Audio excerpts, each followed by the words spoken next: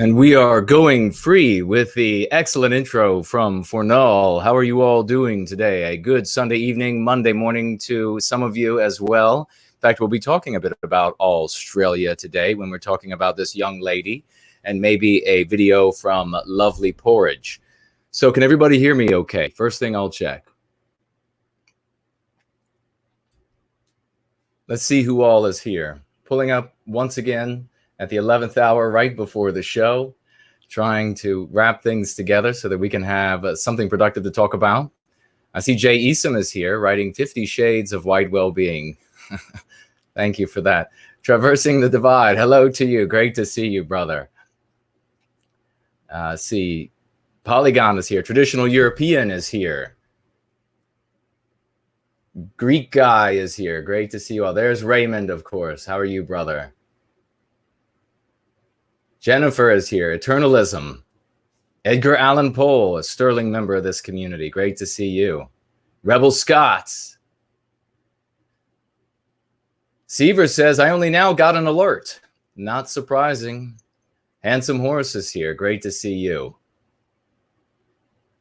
And who's over here on Gardening Channel? Alex is here. Great to see you. Eternalism. Andre Boston. Okay, can hear me fine. That's good. Thank you for that, Andre, that feedback. Brand Danger. Greetings, everyone. And No White Guilt. Hello to you, good friend. Well, we got a couple things, as usual, to talk about. But if any of you all want to bring anything up over the course of our conversation here today, just jump in and let me know. I believe I have all of the platforms up and running at the moment. Let me just say hello over here on DLive so I can be tagged. Should someone want to tag me there. I will have it up, but I am still looking for that deal on another monitor. So we'll get to that when we'll get another monitor in here, or 5 or whatever it takes to be able to stay in full-time communication with everyone. Mrs. Horst is here. Great to see you. There's Laurel, Red Pill Bulgaria, Nordic Warrior. Great to see you. Adam, hello to you. Hans, hello to you as well. Now, if you want to catch me and make sure, or at least increase the odds that I see what you write, you can tag me. And you could do it on the No White Guilt channel as No White Guilt. Or if you're on the Gardening channel, don't forget that over there you have to write Gardening with NWG to light my name up orange and give yourself a little bit greater of a chance to see or to get me to see what you wrote. Otherwise, everyone who super chats will have their questions or comments read. And you can, of course, super chat right here on YouTube. You can now super chat again on Ko-fi and on the familiar alternative, the links of which are below. And, of course, we have not been shut out or censored on Cash App yet. So you can also super chat over there if you like. And we now have a new cryptocurrency link. You can head over to that link. If you also want to send something directly to me at a P.O. box, there are instructions on that same cryptocurrency link that will tell you exactly how to do that. It takes you right over to my website. That is nowhiteguilt.org, nowhiteguilt.org. I was just talking on tap with many of you and Jared George about how, and of course Jeff from White Art Collective, about how I have just had just over the past 4 days, I think it is, 2 more videos deleted by YouTube, both of which had the lovely Laura Towler on them, regrettably. And one was British Blood and had a host of all-stars. So we need to be in contact on these other platforms. You need to follow me on things like Gab, Twitter. You need to follow me at my website, nowhiteguilt.org. Bookmark that. Also bookmark the afterparty.tv. That's the joint project that I have with Jared George, the great show that we do. And so please do that. Let me have a quick look, because we did have a couple of super chats that have already come in. So let me speak to those first, and then we will get rolling. Looks like we had Slots, $5, writing, for all I knew, you were a kindred spirit when. So there's a $5 super chat over on Cash App. Thank you very much. And then another $5. And finishing what he started writing, you foresaw the coming, quote, legacy majority slander. Yes, indeed. That is what we will be called, the founding stock of our Western countries.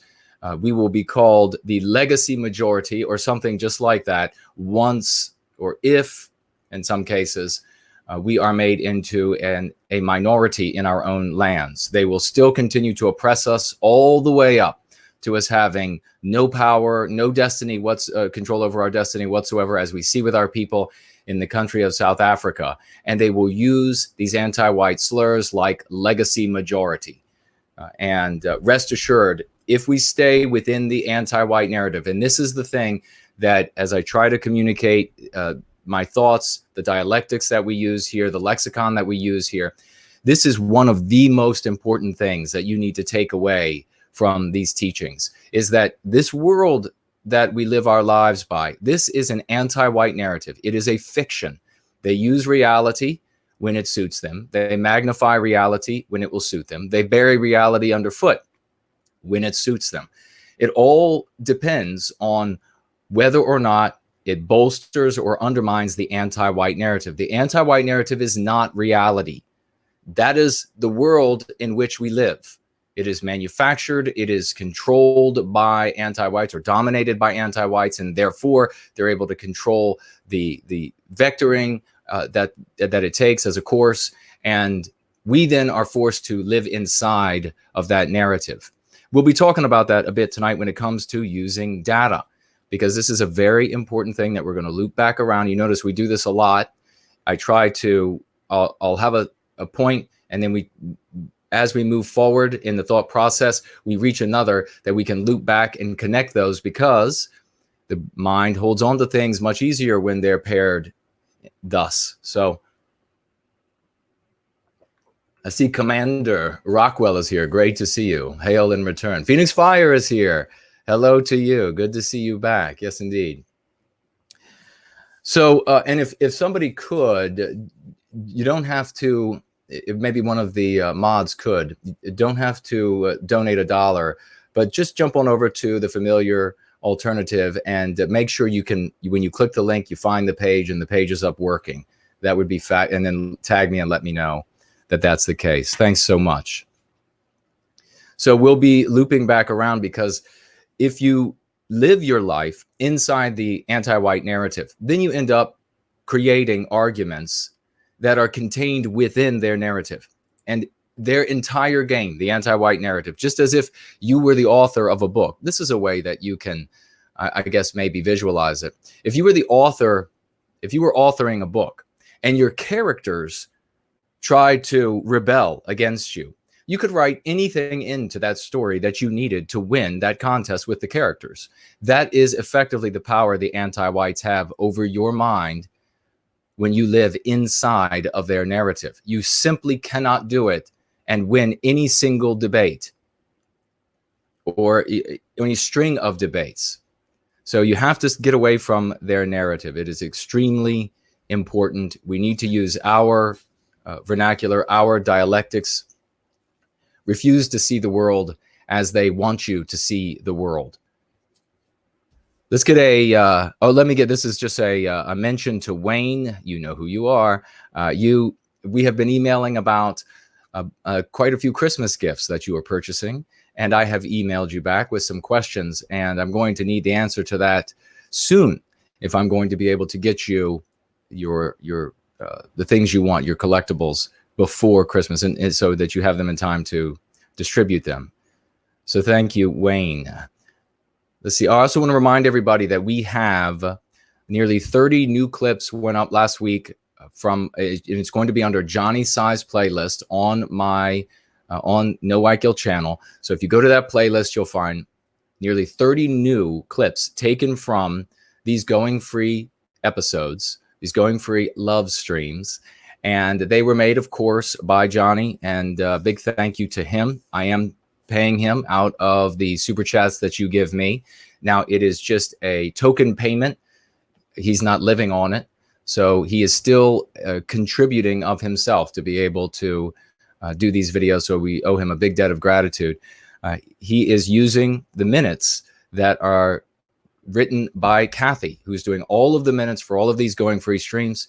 You'll see the link in the description below, and you'll be able to find the minutes eventually to every single stream. They're being populated now. If you do not see a stream that the minutes for a stream that you would like to watch, and you're looking for something specific, she does a meticulous job, and they will eventually be up, and you'll be able to find everything that you are looking for. Again, I'm paying her a token payment out of the super chats that you give to me in the work that we are doing in the effort to create the organizational entity that will take us from this context in which we live today to a new context in which we have options that we cannot imagine, and we will be positioned to take advantage of those options. That is the big, absolutely transformative, fundamental, seminal difference that in the work that we are doing in the service to white well-being and the work everywhere else you go when it comes to the white positive sphere, conservatives, nationalists, whatever it might be. They all live inside of the anti-white narrative, and therefore they can never win. They do not know this. Trust in that, because I have conversations with these folks, and they are as dim-witted as a mule. They want to talk politics. They want to talk all of these superficial things that have nothing to do with the fundamental differences and changes that we have to make in this world, which begin in the hearts and minds of our people and then branch out so that when we do get to an opportunity to take advantage of new developments in our contexts, we will be situated to take advantage of those developments, and we will also be immunized against what the anti-whites can do to us even once we start to regain our destiny. Because rest assured, just because some group of white people somewhere suddenly throws up a new flag or an old flag or whatever it might be, rest assured that they are not going to be resistant or resilient to what anti-whites can do to them, to fracture them, to sectarianize them, to turn them against each other, to turn them against themselves. You need to be immunized by going free if you are going to survive what the anti-whites can throw at us. So it's not going to be this same old basic nationalism, bitch nationalism that's been beaten, the bitch conservatism that's been beaten, the bitch patriotism that's been beaten, the bitch religiosity that's been beaten, all of it been beaten by the anti-whites. None of it will suffice. All of it can be added to, all of it can be ancillary to the very surgical, fundamental work that we are doing here. And so that is why it is so important that we bring this organizational entity into fruition, and that we do it in a way that is empowered by the folks who are creative, who know the landscape, who have been at this for a long time, folks who I can handpick. So let's make sure that we are bringing into reality the organizational entity that will deliver us to our destiny. Part of that is going to be educating yourself by watching the clips. You can look at those timestamps that Kathy created and watching those video clips that Johnny Scythe has made, and using those to go free yourself, and then sharing those with those around you whom you are trying to help go free. That is your duty, by the way. We need to be helping our brothers and sisters go free. Do not be thinking about how to overcome the government. Do not be thinking about a new economic structure. Do not be thinking about a new governmental structure. Do not be thinking about how do we overcome the printing presses. Do not be thinking about any of that. Think solely of turning the next white person that you meet away from anti-whiteism and toward going free. That is the only thing you need to be worried about doing. And there are a great many ways that you can be reaching out to our brothers and sisters and helping them to go free, helping to bring them to the service of white well-being. All of these other things are superfluous, ineffectual, flaccid, and will not work. Period. Don't waste your time having conversations with people who have these these tilting at windmill type of dreams that are just impossible. They cannot be achieved. Don't waste your time even considering such things. I know there is this inclination to want to grab on for the Hail Mary or something like that, to use a sporting reference. And that's where you throw the football in American football as far as you can, and you hope your guys catch the football and win the game. That's not going to happen. It's not going to be a march through the institutions. You are nowhere close to marching through anything. We are nowhere close to marching through, as an entire white positive sphere, wet toilet paper. We need people who are, in some cases, physically also robust, but mentally and spiritually robust and immunized against what the anti-whites can throw at us. So let us have a big attaboy talking about that, what we need to be doing. I think if we look over, which shoulder might work best? There you go. You can see this box right here, and that is full of leaflets that were paid for, printed up by John, a sterling member, in our community, serving white well-being. A absolutely amazing example of exactly what I was just saying. And we've talked about John talking about how he's decided to get into better shape, and he's doing so in part by going out and delivering leaflets. He's taking a walk every night, or however many times a week he's doing it, and delivering these leaflets, bringing people to the service of white well-being. He printed up 10,000 leaflets to give to anyone who wants to distribute leaflets. And he is paying for them to come to me, and I will pay for them to go to you. Reach out to me. You can do so as a direct message on Twitter. You can reach out to me by way of the collectibles store, nowhiteguiltcollectibles.com. There's a mechanism there to reach out to me. Let me know if you want to distribute some leaflets, and we will make sure that we can get some to you. The number of leaflets, your address, where the leaflets, you need the leaflets to go. Make it a number that you can really achieve. If you think you can do 1,000, but you're not quite sure, then take 100. Just try to do 100 houses, or 100 apartments. Don't bite off more than you can chew. We don't want John to have paid for these things and then ship them, and then I pay and ship them to you, to have them sit on the dresser at home, not reaching the people that they should be reaching, changing the lives that they could and should be changing. John also sent along the $50 that he promised. He said that I could distribute these $5 in increments of $5 to 10 artists. And so I'll be selecting those artists from the new slew of artists that we support here in service to white well-being. And we will, maybe I'll perhaps share their names next Sunday, and we will get that money to all these people. So if we could, let's get a big raucous round of emojis and applause for John for taking the onus upon himself to get out there, printed up these leaflets at his own cost, shipping them at his own cost, and sending this money to pat on the back the people who create content for us. Again, don't feel obligated to make the artists rich. Don't ever take on an objective that is so big that you can't get started. So don't think $1 is going to be too little because Eminent Rain is so talented. No, $1 means a world to Eminent Rain, because it means he's appreciated. It means that he's loved. It means that he's a part of a community. Don't worry about making these folks rich. Nobody's going to get rich here. So don't think that any amount is too small. And this is, John did a magnificent thing by reaching out both with these leaflets and with this money for these content creators. Thank you, brother. And I'll stand shoulder to shoulder with you in this contest any day. So, you know what I was going to do, and I don't have it ready, perhaps later. Of course I don't have it ready. Why would I have it ready? I wanted to show a picture, and I would like to do that in the beginning of these streams, something that just for the heck of it, just something fun, something different.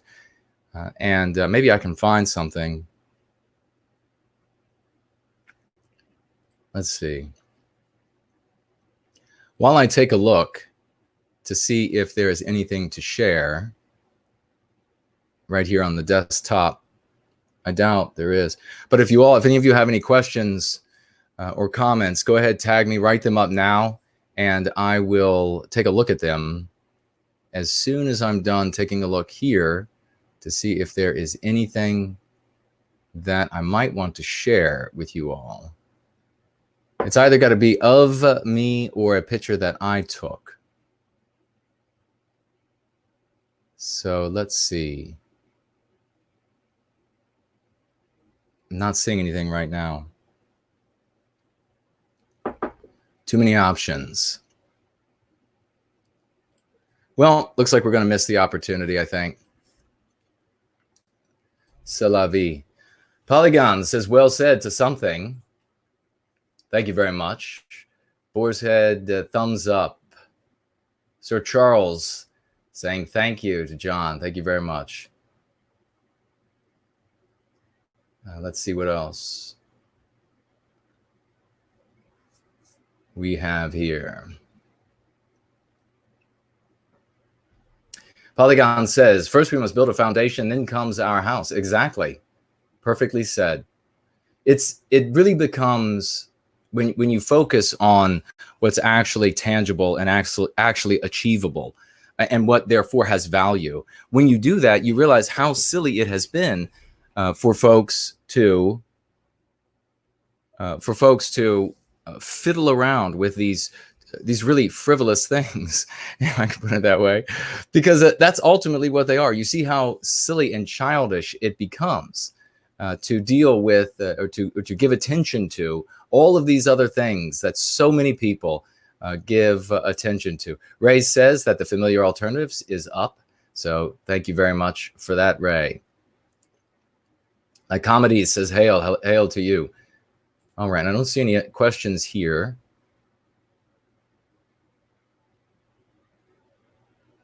CG Rockwell says, how to get It's Okay to Be White posters, leaflets. Well, you can write me. It's no white guilt, not It's Okay to Be White. Okay, It's Okay to Be White is a fine slogan. It's fine to put that up as leaflets, but as we talked about here before, it doesn't pull the anti-white out of their position in the anti-white narrative, which is they can ride in on the white horse and say, by it's okay to be white, what you really mean is, and that's what the anti-whites always do. So you see how frustrated so many folks who post these It's Okay to Be White statements, how frustrated they get. They're just astonished. They say, can you believe that they can still reject It's Okay to Be White? Yes, because they're not actually saying that it's not okay to be white. They're simply saying that, no, you're a liar.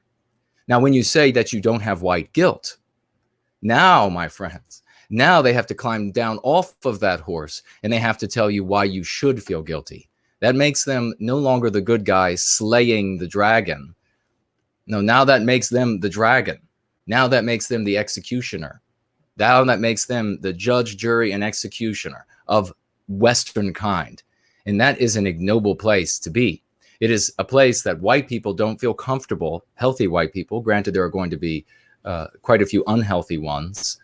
Many people just alive today because brilliant people in our race developed things in our civilization that enabled dumber people to reproduce and reproduce and reproduce. Just think for a moment about the sewage systems. Think about how smaller the number of humanity would be if there weren't proper sewage systems to carry waste away. Humanity would have to be spread out over much larger distances because disease would have mounted on top of diseases we don't even know today, diseases that don't even exist today, because we had geniuses figure out how to deal with increasing populations and the sewage problems of increasing population size.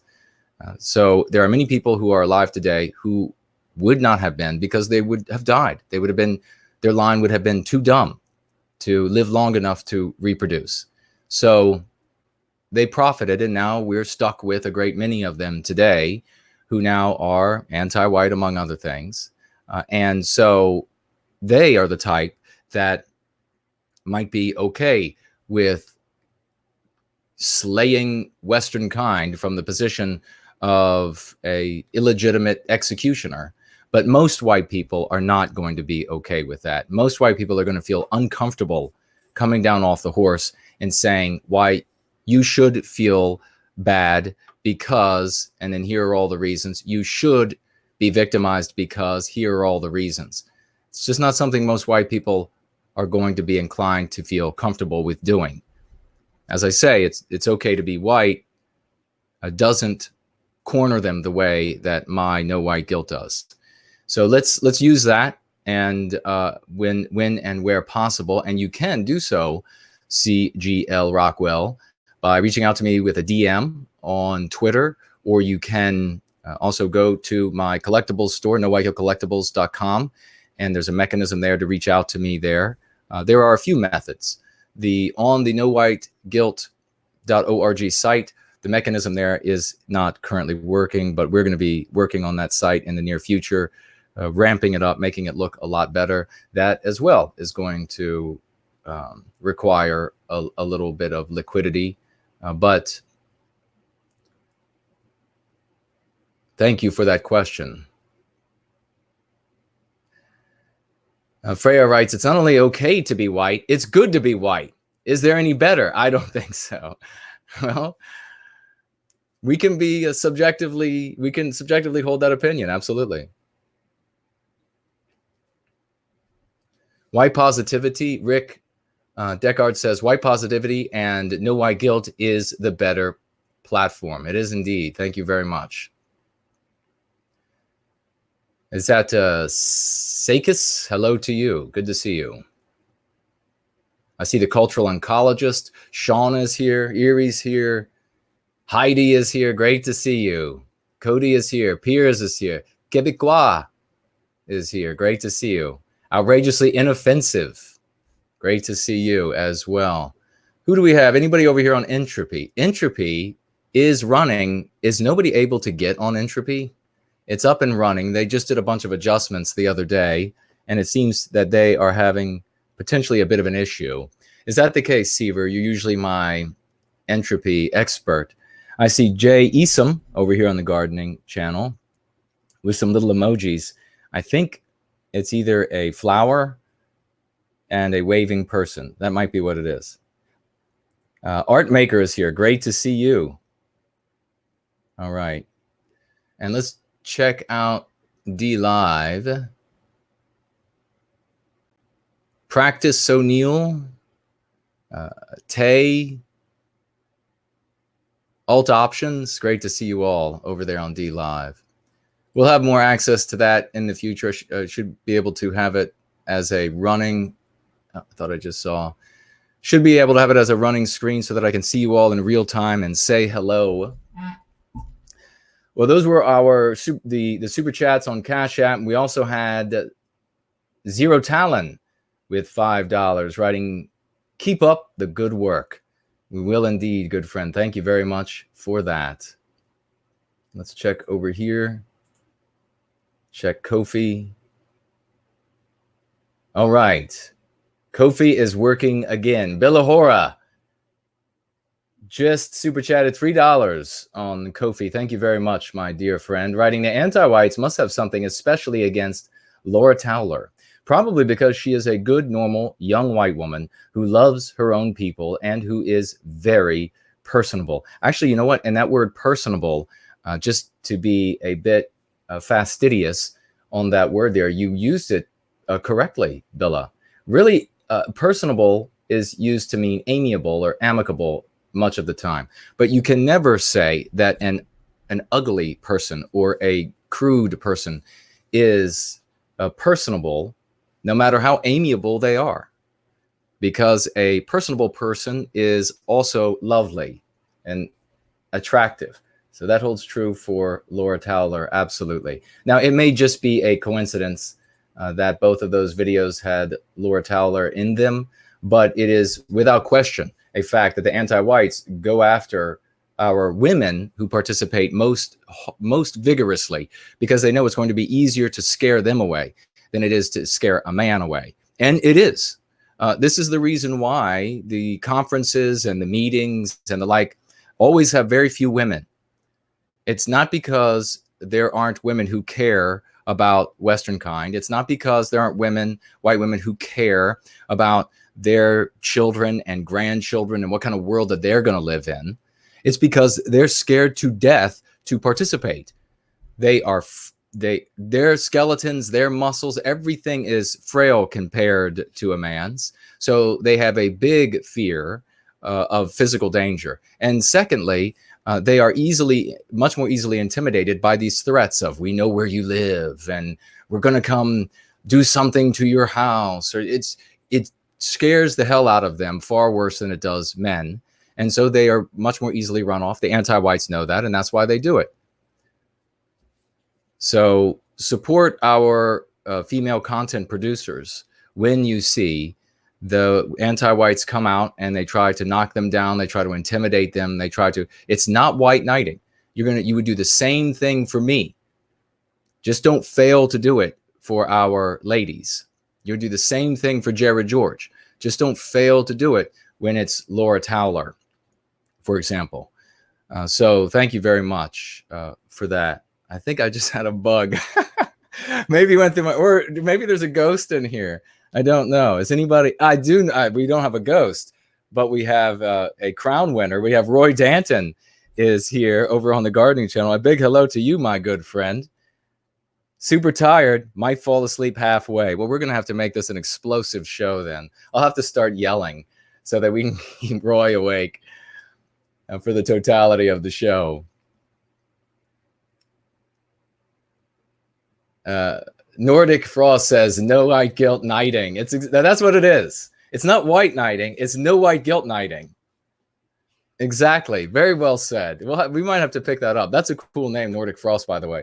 We might have to pick that up and use that regularly. No white guilt knighting. When you white knight, you're a loser who is trying to convince the women who see you white knighting to have sex with you. To see you in a good light, because you're going to come and destroy the man who dared to speak back to a woman or say something negative to a woman. And you're just trying to ingratiate yourself like a serious loser. But when you're no white guilt knighting, then you're doing the right thing. So that's fantastic. Thank you very much for that.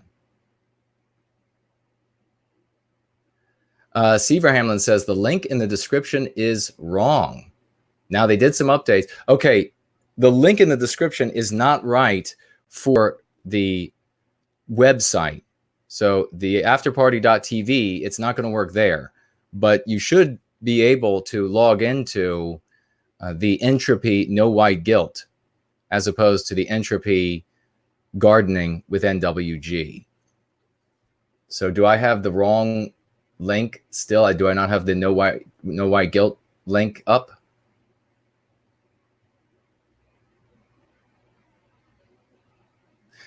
Piers says the entropy link in the video description is incorrect. Interesting. Okay. I'll have to take a look at that when we're done. Oh, wait, I see 7 people over on Entropy now. So I guess that's everybody that got on by way of Seaver's link. And Seaver, is your link the no white guilt link?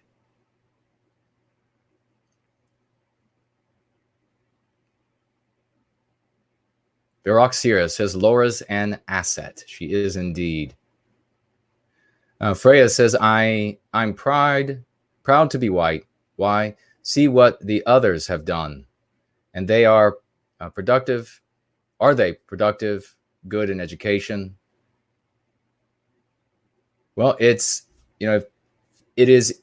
I'll say this: when it comes to any sort of comparison is between the different peoples, is really not possible, aside from a subjective decision to participate or not participate in the biospiritual projections of a people. So there isn't a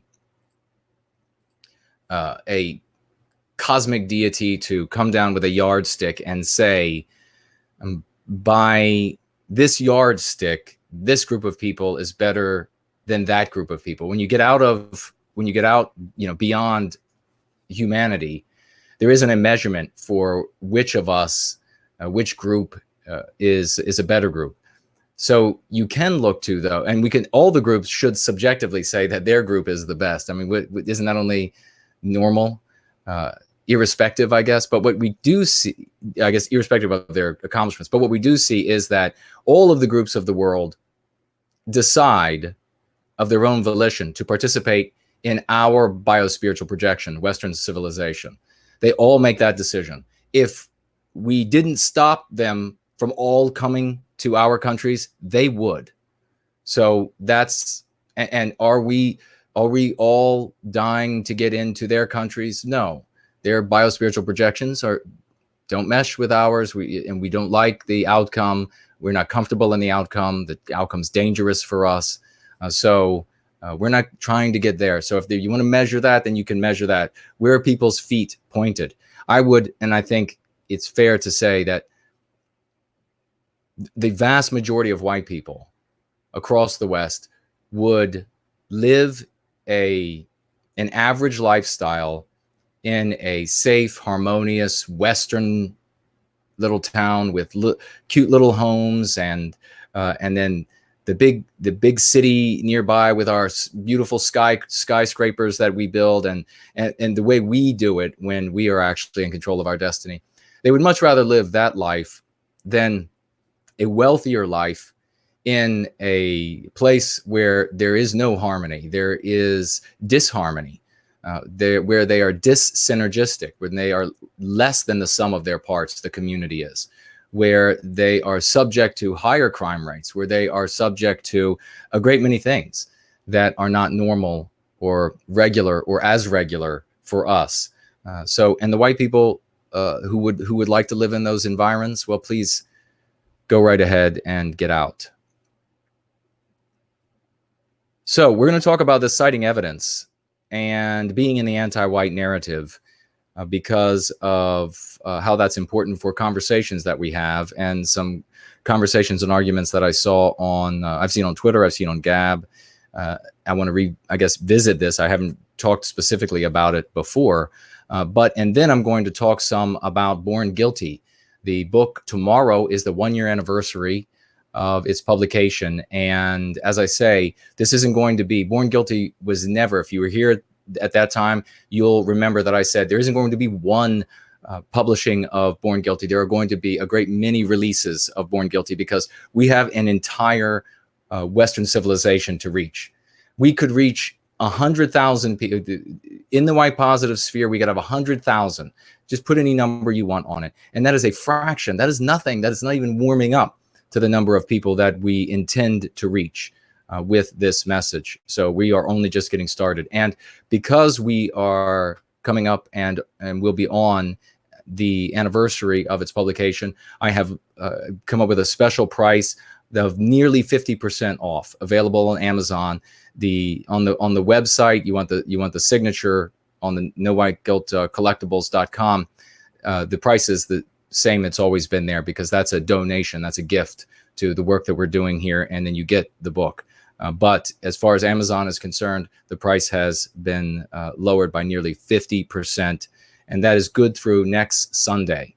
So if you are interested in that, then make sure you get on top of that. And if you have, as some are, interested in getting some Christmas gifts, then that would be the opportunity to do that. Heidi says, error message on entropy.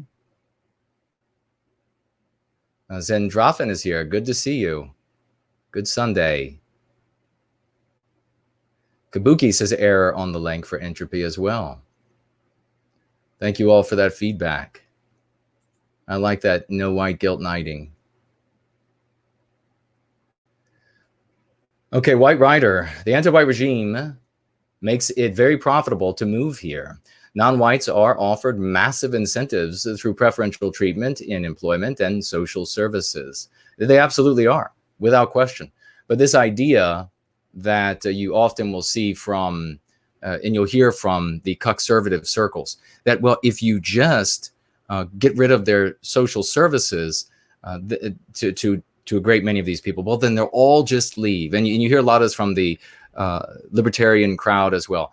That's not the case. Let me just ask you, if you lived in a safe, clean country town where there's law and order, you can go get your bread and milk is always going to be in the grocery store.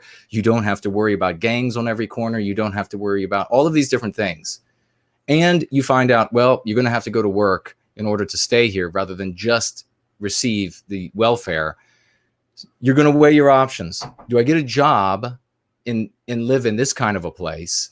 Or do I go back to from where I came, where the bread is not always on the shelves, there's violence everywhere, there's no law and order, there's corruption rife throughout the law enforcement departments, there's everywhere, by every metric otherwise, it is dangerous, hostile, etc. You are going to make the wise decision there, and that is to stay where you are. And so while it's true, there will be, and their data has shown in the past, you restrict some of the goodies, the gifts, etc., the welfare, and some folks will leave. That is simply not going to be the case for the majority. They're going to either find lawful employment or unlawful employment. So they'll have to be, if they are here illegally, they'll have to be invited to leave in a way other than simply cutting off benefits. But it's certainly the kind of thing that we should not be funding them, funding other people's, so that they reproduce and grow. And in a democracy, it doesn't matter if you have your best friend is a based non-white nationalist, because in a democracy, all that matters is what the majority of his people are going to be voting. And you can look at these voting patterns and see that what is the case for those groups. CGL Rockwell says, White Wellbeing has given me a reason to live. Wow, that is, thank you, good sir. That is magnificent. Thank you so much for writing that. What a testament. What a testimony that is to the work that we're doing here. God bless you for saying that. Folks are going to see that where you wrote this, brother, and you are going to save them as well. That is very meaningful. Well done. And God bless you. I'm so delighted that we could be here for you in a way that it is making such a monumental change in your life. Machiavellius Sucks is here. Great to see you. Juan is here. We just had a super chat come in from Yahweh's Stupid Goy. $5. Thank you very much for the super chat, my friend. Heinrich says, you should do a list of channels to support. Yeah, well, maybe we will do that in the future. Thank you very much for that suggestion. All right, we have a super chat by way of the familiar alternative, which is back up and running again. And Edgar Allan Poe is the first one to get over there. $10. Thank you very much, my dear friend. We don't have to argue about guns and the rates of crime in the U.S. versus Western Europe when we can rephrase the debate into where are white people being most heavily victimized. Very well said. Exactly. Do not have those debates. That's what we're going to talk about right now. Don't have those debates. Rephrase it. You refield that conversation with the vagues out there, and you bring them to going free. And when you rephrase it and you come up against somebody who won't follow you onto the new field and is willing to listen to going free, you have discovered that you are speaking to an anti-white. And what do? When we discover we are talking to anti-whites? We move on. The only reason ever to talk to an anti-white is because you might have an audience that could learn and go free from the conversation that you are having, how you are demonstrating that the anti-white is indeed anti-white. Otherwise, you just move right along and get onto somebody you can reach. So I'll go ahead and talk about this now. And this is, I notice that one of the antiquated models for trying to bring people over to white well-being or argue our case or argue against the anti-whites is to cite data. And the reason why that is so alluring is that the data is on our side. We have, as we hear all the time, we have the truth. But the truth is this virginal woman, this beautiful young woman. And if we do not ring her with soldiers facing outward, ready to defend her at all costs, then you have done nothing. You have nothing. The truth is powerless without the mouths and the minds and the fists, if need be, to defend it. So this reliance on truth over the years in the white positive sphere has driven me nuts. We have the truth. We'll eventually win. Shut up. You're not going to eventually win because you have the truth. The anti-whites have won with the lies. Why do you think suddenly the truth is going to free you? So the truth is alluring. The data is alluring. You want to show, look how many of this rate versus this rate, and look how many. Now, there's nothing wrong with this in a couple of situations. It's just most situations it is inappropriate. Now, if you are come across what are the little green guys? What are the little green guys called at the end of the rainbow? The little Irish, what are those guys called? It's like finding one of them. It's like finding the end of the rainbow when you come across somebody who is intellectually honest and they are brave enough to face the truth, even though it contradicts the anti-white narrative. That person is rare. There's a saying, rare as hen's teeth in the South. That person is that rare. But if you come across one of them, then you can use data with them because it will really hit them. They'll say, my God, look at the difference here in the facts. The other situation where you can use data is when you are talking with somebody who is already going free. So if there's somebody out there who's begun going free and they're anywhere in that trajectory, you can provide them with data to support those emotional decision to be loyal to our people, to do your duty, to find your well-being in the well-being of our people. You can provide them with the data. That is where the truth is powerful. The third scenario where, and each of these can be subcategorized in several ways. It could be subsets for each one, but we don't have all day. So the third scenario is a blank presentation to the public where you're not going to be specifically targeting individuals and having conversations with them about the data. You're just going to say, here it is to the public. And that's going to do a lot of things. Most people who see the data are already going to be of the mind to lean toward reality. And they're going to see the data and then say, yeah, it confirms exactly what I believed. What more can I find by way of this individual who is sharing data with me? Rarely you'll get somebody who will be so shocked that they'll decide to look again. It'll serve as a heuristic to them, and they'll want to look more deeply. But those are the three supersets really where you can share data and have some effect, and some positive effect. In other scenarios, you're not going to have success. You're going to, and here's the reason why. And this is, let me just tell you, when it comes to this blank sort of random or general presentation of data to the public, you can, as I say, do that. But when you have, and you will always have, or almost always, depending upon your reach, anti-whites who will come back and they will want to argue with you. They'll bring some bogus study that is, funded by some advocacy group, and where they have an objective in mind when they get started on the study, and then they achieve that objective by the end. Big surprise. So this is these advocacy study things. Just don't ever engage anti-whites when they do that.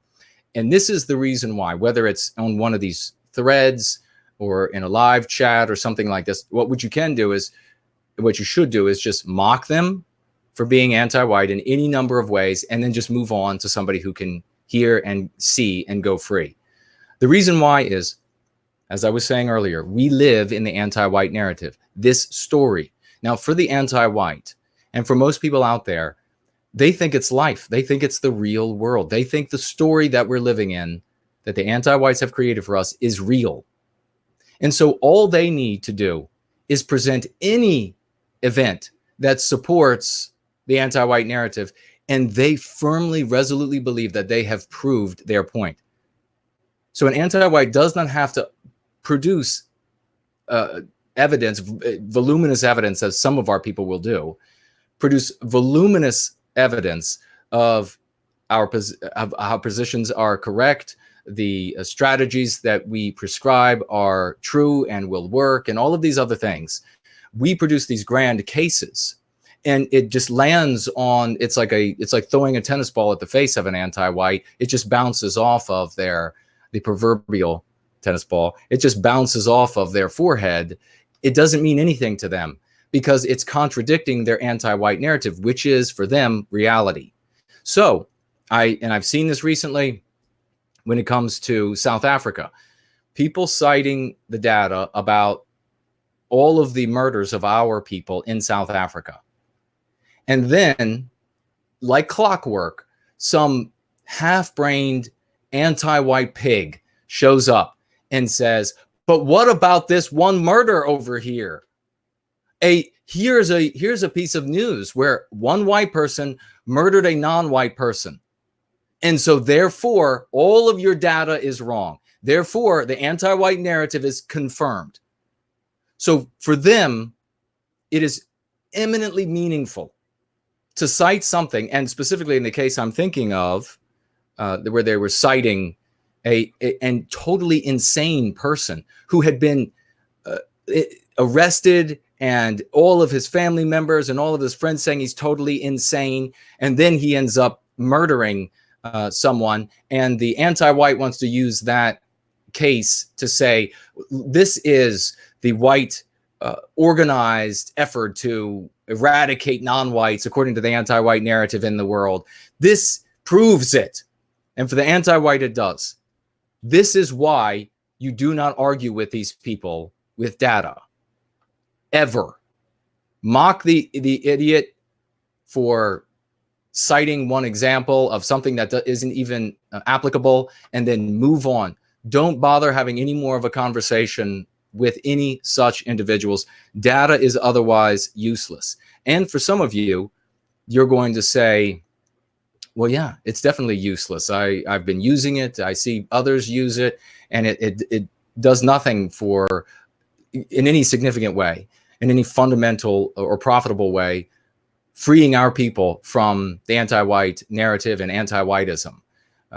So pulling them out of that mire at first. As I said, it's applicable in those 3 supersets, and but otherwise totally useless. Some of you out there are going to be jaw-dropped hearing this, whether live or in replay. You're going to say, what do you mean the data?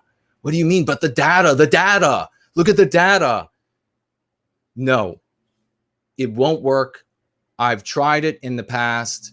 I've tried it on many different types of people. I've tried it in many different types of contexts. It doesn't work to pull people up out of that mire. Only in these scenarios that I have cited is it effective. Otherwise, you're wasting your time on people who, all of the murders, and there's nothing more frustrating, let me just say, not a few things more frustrating than to have some anti-white filth hear data of the white erasure of our people, the physical white erasure, the biological white erasure of our people, including murders and raping to death and torturing to death and everything. There's few things more infuriating than to present all that data to an anti-white and have them go like this. So what? Some white guy over here murdered a non-white guy last week. Ergo, you all deserve it. The anti-white narrative is true.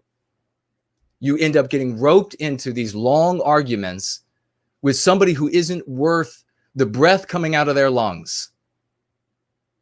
So please, back to what I said, looping it back at the beginning of the stream, our goal is to be getting out there and reaching more folks with these dialectics and this lexicon to bring them over so that they can go free and start serving white well-being, not getting enraged with an anti-white and going back and forth 50 comments on a thread. You could be making those comments to somebody who might hear you, not to somebody who thinks that one murder of a non-white person by a white person, an insane white person, offsets or disproves or makes inapplicable all of the data that you bring forward of rapes and murder and white erasure in different parts of the world. Absolute waste of your time. So let me see if anybody has any comments to that, if they want to jump in. And we're going to get on to some of these positive comments and then the conclusion of the conversation that I had with the anti-white girl. A little hint here, a little tip. If you couldn't hear it from the beginning of that conversation, you knew it wasn't going to go extremely well, given that she was clearly anti-white from the start. But we'll get to it nonetheless, because it is worth hearing that communication, and you can then craft your conversations moving forward in a way that is productive for white well-being. Okay, we look good over here. Let me see if we have anybody here. All right, looks good. So let's read this then. We have Evil Chars. Thank you very much, by the way, Evil, for writing. And it says here, been practicing the white positive vocab on some female vagues. No matter their response, there's a gleam of respect in their eyes. Once you've expressed, you'll always defend your folk. White lady vagues love and respect the white positive man, even if they are too afraid to openly admit it. White male vagues in their responses vary from low IQ mockery to open acts of cowardice, but some of them do get that spark in their eyes. All in all, it has been very fulfilling for me, and it's a bit scary in the beginning, but it becomes a lot of fun after a while, actually. Unexpectedly, it really relieves me of a lot of pent-up energy that I didn't even know that I had. So listen to this, folks. This is all, if you are not going out preaching white well-being to friends, family, and strangers, then you will have no idea of some of the benefits that Evil Chars is talking about right here. And I will continue to read. I'd like to share something I've managed over the past few weeks or two. I helped a young white girl help herself, filled with anxiety and sadness over the anti-white abuse she suffered, to come around and see the world in a new light. She stopped hiding her face behind makeup. I talked about the famine genocide in Ukraine with her in brief. She's now also reading into the anti-white history of communism and the non-white anti-whites that gained profit from this system. And she started delving in the spirituality of her specific nationality. And she regained a newfound pride in her lovely red locks. She has started healing and going free. That is so lovely and magnificent. I cannot even... Do you see? We are changing people's lives. This Evil Chars has gotten to this young woman who otherwise was going to continue down this road, maybe ending up like the young woman that wrote me, the anti-white woman. Instead, he has given her a hope that she would otherwise not found anywhere else. You're not going to find hope in just the endless recitation of data. You're not going to find hope in the endless recitation of political intrigues and political suicides and everything else. You're not going to find any hope there. You're not going to find any hope in all of these craven ideas of fleeing and hiding and all of this other sort of nonsense. There'll be no hope there. There'll be no self-improvement there. There never has been. There never will be. This is where you will find hope. This is where you can make a difference. Evil Charles would not have been able to make a difference if he said, I'm going to go buy a camper and go live on a plot of land somewhere and recite data all day long into the winds. Nobody would have ever heard anything. Now a life has been changed. How many lives will she touch? I shared the vocabulary to many personal friends I regularly talk with, and they recognized the value in it and started applying it. They were already white positive, and now they have less trouble expressing themselves in words or have simply become even better. It's not just about bringing people over and opening their eyes. It is also about strengthening those already living for our folk. Very well said. Well done. I hope it inspires some people to keep doing more of their own efforts. We can do it, he writes. As an aside, Mr. Kerner, for what it's worth, I would recommend Apollonian Germ, if only for his epic beard. He's a white positive man making content on history and calling out quackademics, I like that, or any self-serving leaders in the white positive sphere that are the latest trend to follow. He delves a little into Nietzsche, etc. too. Thank you for your time in making this video. All the best to you good folk. Well, all the best to you. All the best, all the love to you, brother. Thank you so much for standing up, standing with us, doing the right thing, making a change in people's lives. If we continue to do this, ladies and gentlemen, by next year, the community is going to be that much bigger. And next year, it's going to be one of these arcs on the graph that are just going to just blow away. The numbers will rapidly grow despite all of the efforts that the anti-whites make to suppress us. It's going to be difficult at first. It is for almost everyone to begin to speak out of the anti-white narrative and to speak to people and make a change like Evil Charles has done here. And by the way, let's get some applause, please, raucous emojis, for the magnificent work that he is doing for our people. How beautiful is this? Thank you so much. Now we also have Justin 316 writing, this channel is incredible. Thank you, Brother Jason. This is more educational than any college professor I have listened to. Well, I appreciate that. I've had actually that statement. This is more educational. This is more insightful. This is more eye-opening. This is more enlightening. This is more freeing. I've heard than university professors. I've heard that so many times, and it's heartwarming every single time I hear it, because you know that those anti-white prigs are doing nothing but preaching anti-whiteism with 60% of their time at the lectern. Let's keep going. The great Rock Dad, a great member of this community, wrote me and I wrote back. I'll read both. I've been trying to point out the anti-male and more specifically the anti-white male bias in movies and entertainment to my teenage son.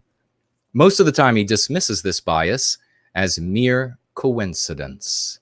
I wouldn't consider him anti-white, but sometimes you just can't convince people, even your own flesh and blood, to obvious realities. I wrote back to Rock Dad, sit him down and explain how teams of people make these decisions, and then teams of people review and sign off on these decisions. And then they do it over and over for show after show and commercial after commercial. There is intent there. If your son refuses to acknowledge this, he is being disingenuous because he knows if he accepts white well-being, he will be a heretic at school and with his friends. Go slow. Let him know it is a truth between you two, and keep me posted. And I still rock that. I still have that position.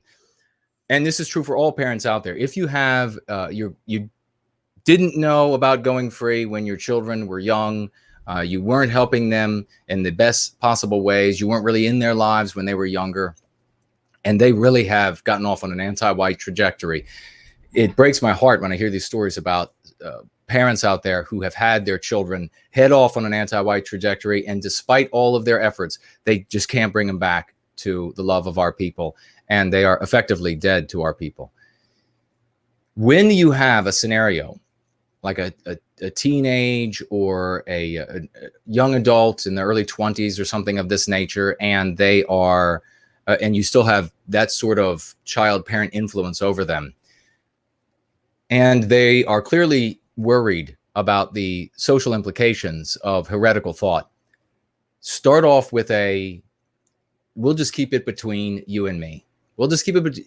I know everybody else outside the family is going to be afraid to acknowledge that people, groups, teams of people, as I say here, are making the decision of who to pair with whom and who is going to look like a fool in this book or movie or commercial, and who is going to look like a hero, innately talented, innately genius, innately adroit at everything. Teams of people. And then they make that decision and they pass it on to another team of people. And then that team signs off on it. Yes, we agree to this decision. We're going to put the non-white male with the beautiful white female. Check that box. And then when the next commercial comes around, they decide to do it again. That will force your loved one or whoever this might be, that will force them to come face to face with the reality that they have to justify. If they're gonna stick with the position that ultimately the anti-white position, that ultimately, oh, it's just a coincidence. If that's an anti-white position, you point out the reality. There's no coincidence. If they started with an anti-white position, you'll know if they weren't just saying it's a coincidence out of stupidity. Because if they say it's a coincidence out of stupidity, when you explain what I just explained, they'll say, "Oh my God, you're right.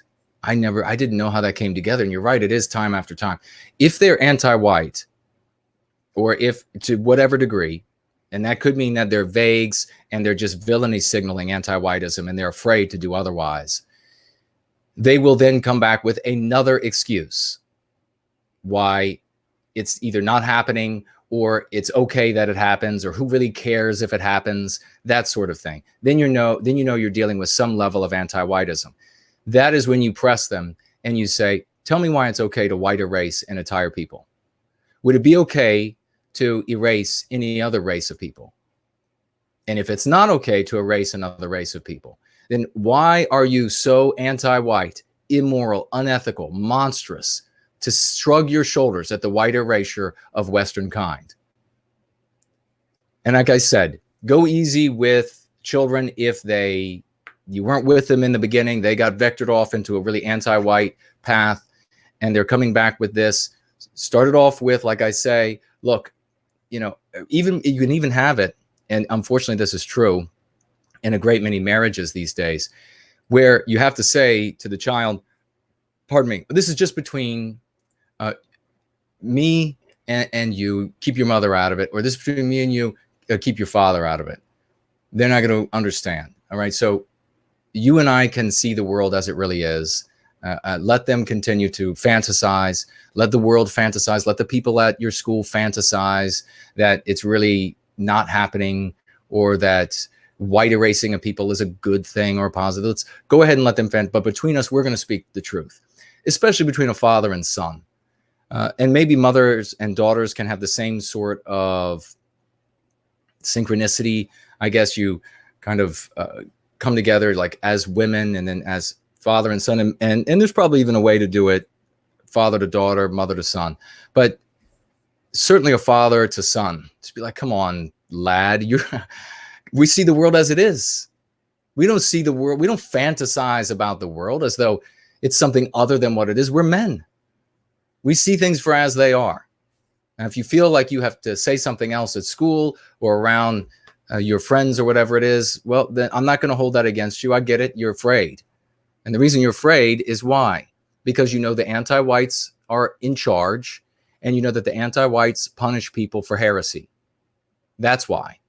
So this anti-white narrative where you in it, you're expected to believe that Western kind is in charge and we're serving all of our interests. We just both agreed that you are afraid because you will be punished as victimized as a heretic. That could only happen if the anti-whites were in charge. If we were in charge, you'd be lauded. Looks like we have a super chat over here on YouTube.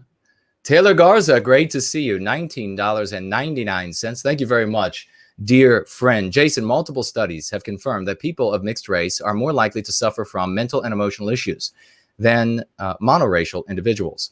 So, is it fair to say that they may have multiple conflicting biospirits? It absolutely is fair to say that when a person is of mixed race origin, that they do have conflicting biospirits. That is one of the drivers. If you ever want to know, ladies and gentlemen, which groups out there are not doing well mentally, look into the adverts for the psychologists, the psychiatrists, and the therapists. They're not advertising to the people that aren't buying. They advertise to the groups who are buying. They advertise to biracial and multiracial individuals for the conflicts that they feel. They advertise to people who don't know what gender they are, don't know what sex they are. They're advertising to these people because these people need their help and are willing to pay them for all of the issues they're having. They're not advertising. You don't see a psychiatrist. What do they call them? I've never had to visit one. A firm, where it's maybe a few psychiatrists there, but they practice, I would assume, like other doctors. So you don't see the practice. Take out a big billboard or a banner or a whole page in a newspaper saying, "Are you a?" I got to be careful about the verbiage we use here, so that the anti-whites on YouTube, they don't just click the stream right off. But are you otherwise unexceptional?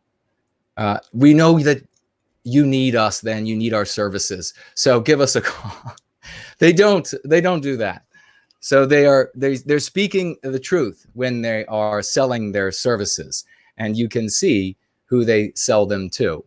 So it is a sad truth when the people of mixed race origin suffer thus. But some of them I find much more. I've talked with them before, and they claim to the ones that I've spoken with that we had kind of deeper conversations. They claim to be far more in tune with the white side that came down to them, and they feel out of place with the non-white side. So there is going to be an imbalance as well. So thank you very much for that, Taylor. Red Eagle giving some constructive criticism. Black doesn't suit you unless you're wearing a light tie with it. Thank you very much for that. White Rider says the Cabela's catalog depicts almost entirely non-white models. Have you been to a Cabela's? 95% of their customers are white. Yes, that's absolutely right. I have been to Cabela's, and it is even the closest. I see Coconut is here. Great to see you. Even in the most demographically non-white areas where I have been at Cabela's, it's still almost 100% white. But of course, they're using non-white models because they are not going to allow us, as long as we don't control our destiny, to control any sphere of our any sphere of our lives. Not a Cabela's, not a Chick-fil-A, nowhere. They want to get to the point. In fact, it was just a couple years ago that a couple of anti-white non-whites said, intellectuals said that the time has come to, desegregate the family. So they don't even want you to be able to have an all-white family. So this is a full front, hardcore psychological warfare against our people to deny us any sphere to ourselves. That is because they want to disrupt that biospirit.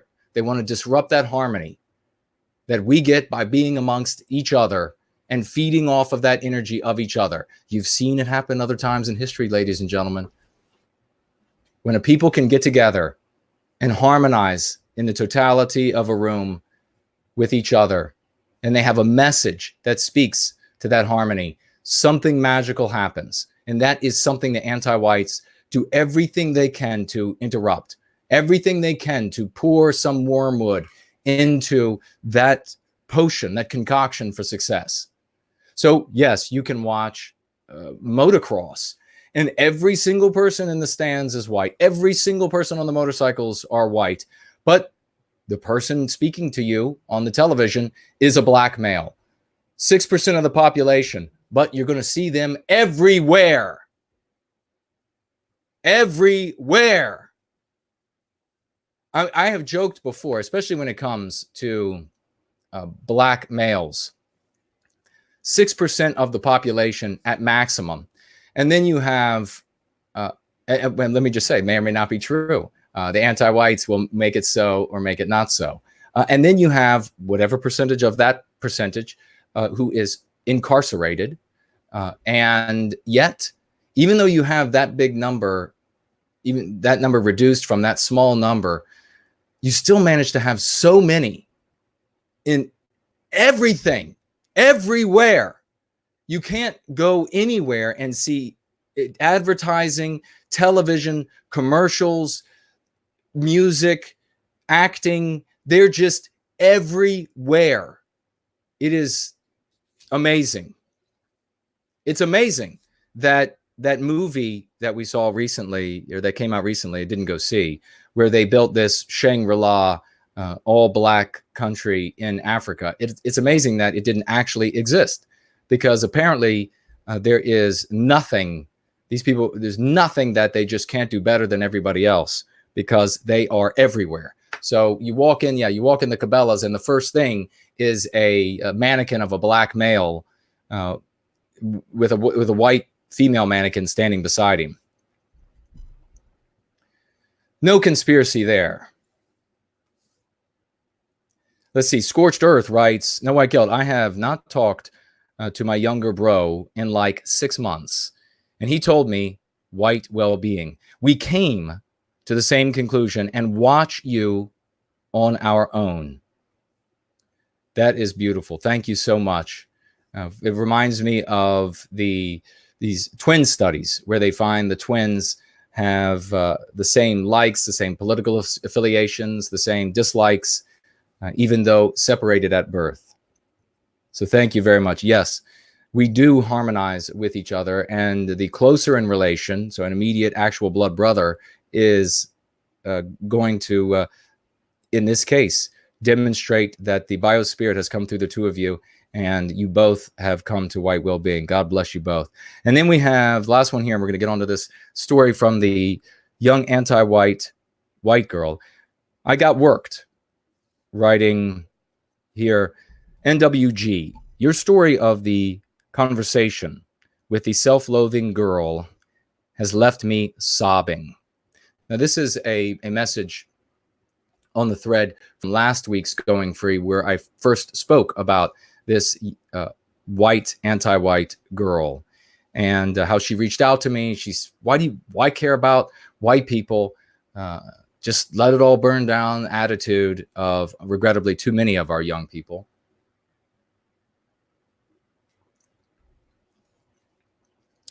And she says that that story has left her sobbing, and goes on to write, my beautiful cousin is just such a damaged woman. When she was growing up, her militant feminist mother divorced her traditional father. She was poisoned by her mother's politics and worldview, sent to schools where she was the only blonde-haired girl and made fun of because of it. She even dyed her lovely hair black at one point. Her only friends were black and other races, who got her into criminal behavior. She tried to kill herself in high school. She dated only men of other races, and then had an out-of-marriage child with a Mexican who hates white people. It breaks my heart to know I saw all this happening, yet did not know how to intervene or speak up. I hope others will step up with the knowledge you impart and help the innocent ones in their lives. Thank you for all that you do for our people.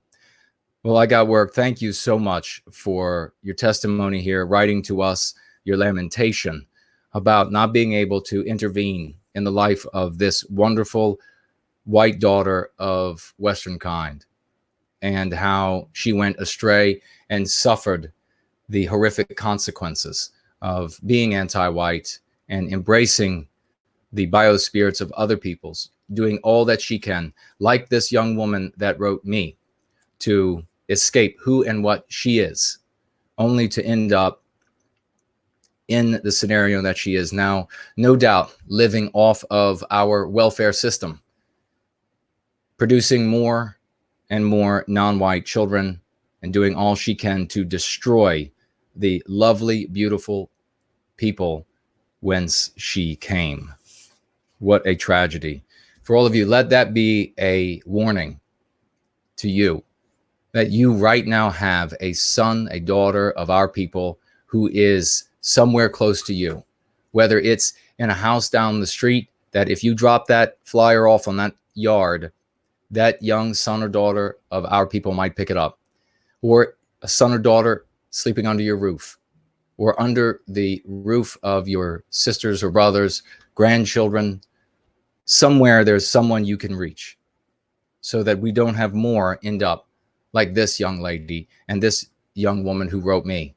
Absolute adversarial monsters, self-deprecating, self-destructive monsters.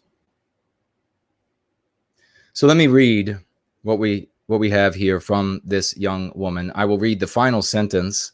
I'm not going to read the entire back and forth exchange I had with this anti-white girl, but I will read the final sentence of my final comment to her, which was really a comment that would put a healthy person in a place of, I guess, repose and pause in their thought process, not an unhealthy person. Now, if you were here last week, and if you weren't, then once the show is over, once we stop streaming, head back, watch that stream, and you'll be able to then understand where this is coming from right now. Hold on one sec. Leprechaun. That just came back to me. Leprechaun. That's what's at the end of the rainbow. I have to get more sleep. The leprechaun. It's like finding a honest, intellectually honest person is like finding a leprechaun. So what this young lady did was she reached out to me. She wrote me a message, clearly anti-white and deeply suffering from white noir.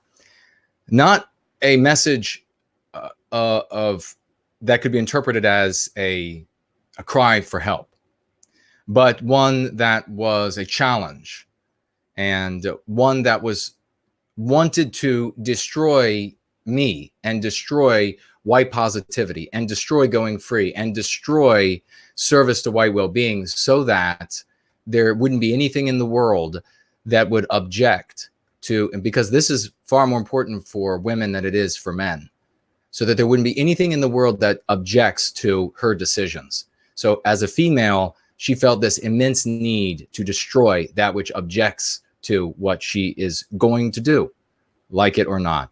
So she idealizes, she worships, she praises Japanese culture. And I wrote this at the end of my final message to her before she wrote back. I wrote, final line is, know this, there is no Japanese girl betraying her people like you are yours. So it was a mature challenge to someone. And since she lauds Japanese people and their culture that they create, she surely knows that there isn't a Japanese girl out there who would be celebrated by the Japanese people whom she lauds and celebrates for her betrayal of her race, of her people.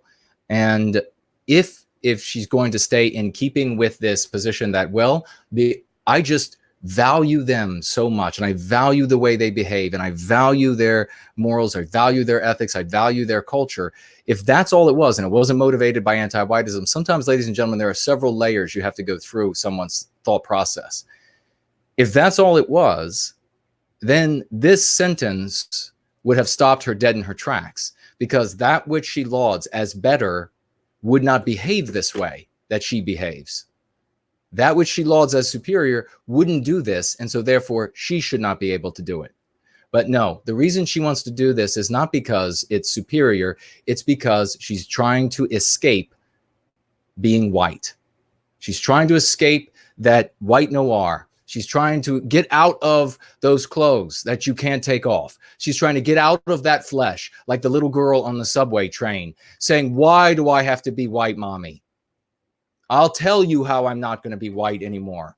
That is what this little girl, just years down, 10 years down the road, that is this little girl writing me today. Writing me to tell me how superior, it's just about lauding the Japanese, when really it's about tearing herself out of her flesh. So she writes back to me. This is the new, what I have not shared, the new interaction. She writes back, as for myself, I never look down upon my own race.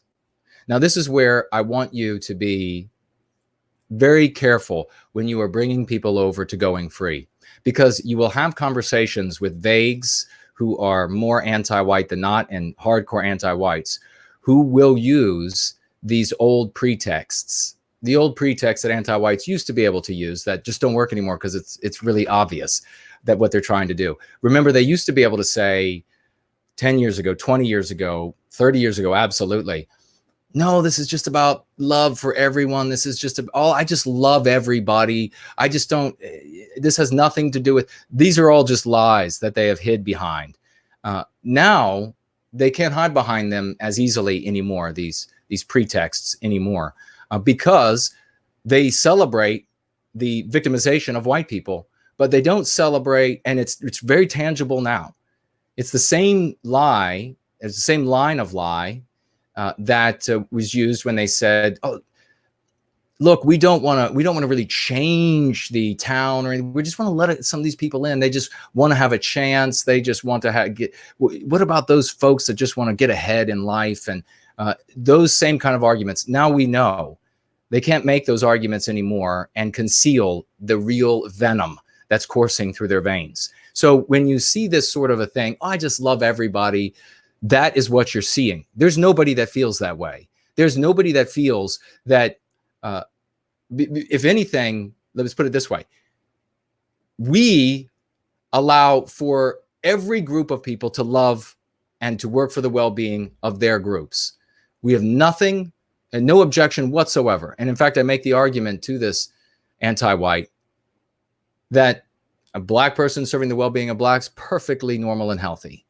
Just like me serving the well-being of whites, perfectly normal. And should be happy with that happening. But they're not. You see, I've had so many conversations with anti-whites over the years that I know it immediately when I hear this BS. When they start talking about this, I don't look down on my own race. I'm just kind of not a racial person. No, that is, you immediately say, okay, then, so you're fine with keeping this town totally white. Well, no, I'm not fine with that. No, really. So are you fine with towns? Are you fine with communities staying non-white? Would you want to disrupt all the black communities? Would you want to, and when you pin them there, they have to reveal themselves. So make sure you do that when you come up against an anti-white using this really pathetic and antiquated technique, which just simply cannot be done anymore by anybody who has the least bit of intelligence. So she goes on, and yes, there is nothing wrong with admiring another culture. But, and also, if you'll know, just if I could interrupt myself from the previous show, as a typical anti-white, she speaks to nothing of substance that I say. She just lets it fly right on by, let the challenges to her position fly right on by, and then proceed with anti-whiteism. And yes, there is nothing wrong with admiring another culture and how you can, oh, I'm sorry. And she writes, I don't compare us to other races either. I just have an admiration to the Japanese culture. I am an Australian born. The only thing that comes to mind for my country that I could say I'm proud of is Steve Irwin and our native animals. I really do not mean to come across as a betrayal to our race, but would it be betrayal if I wanted to move to a non-white country or to be in a relationship with a non-white person?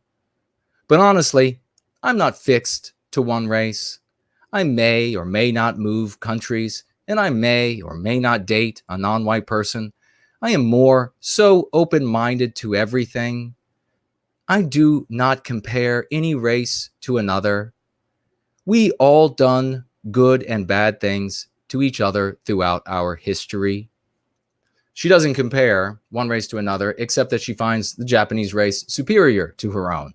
So, I mean, you can hear this sort of syrupy lying of the anti-white, especially a young female anti-white. It's just so sickeningly written.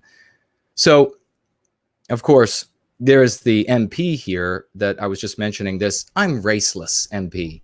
I don't have a race. Race really doesn't matter to me. I may do this or that. There is no such thing as saying race doesn't matter to you because you just put them on the spot. Is it okay then for a community to remain white? Is it okay for a community to remain Jewish? Is it okay for a community to remain Hispanic? The anti-white will be forced then to say, well, it's okay for them, but not okay for you. And they'll just keep trying to change their position. So there's no such thing as somebody who says, I don't care about race. I'm a raceless person. But yeah, you can go ahead and have your white towns, and you can go ahead and it makes perfect sense for you to serve white well-being. And they never will say that, the people who say those things. I haven't come across one. It's always an anti-white who's trying to conceal their anti-whiteism. So I write back, I'm glad to hear that you do not look down on our people, because that would mean you are anti-white. There's nothing wrong with admiring culture. There is nothing wrong with admiring another culture. But how can you admire another culture if you do not know your own? Aren't you just adopting another culture because you were denied our culture? All of the glory of all Western civilization for all time is your culture, because it is in you and no place else. You are unique and special because you carry the West within you.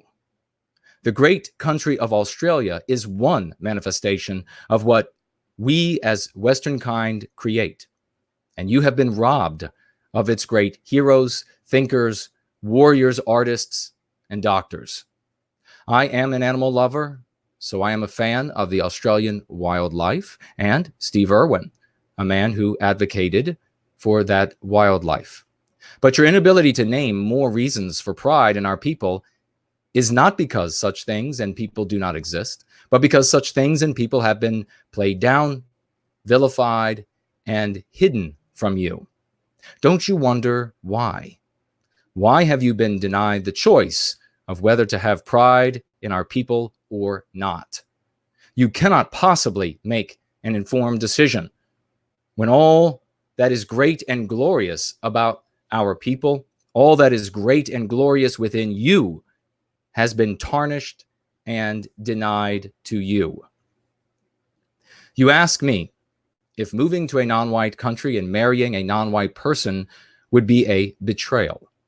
It took inconceivable struggles and sacrifices of countless members of our people throughout history to gift and bless you with the Western spirit and Western civilization.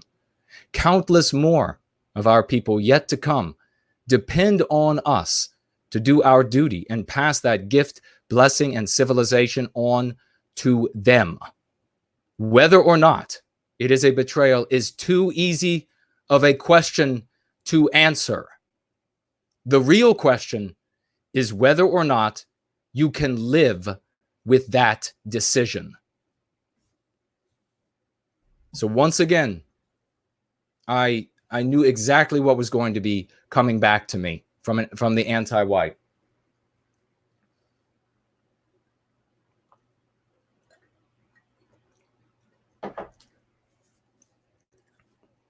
She writes back, I don't see the problem in admiring more of another country than my own.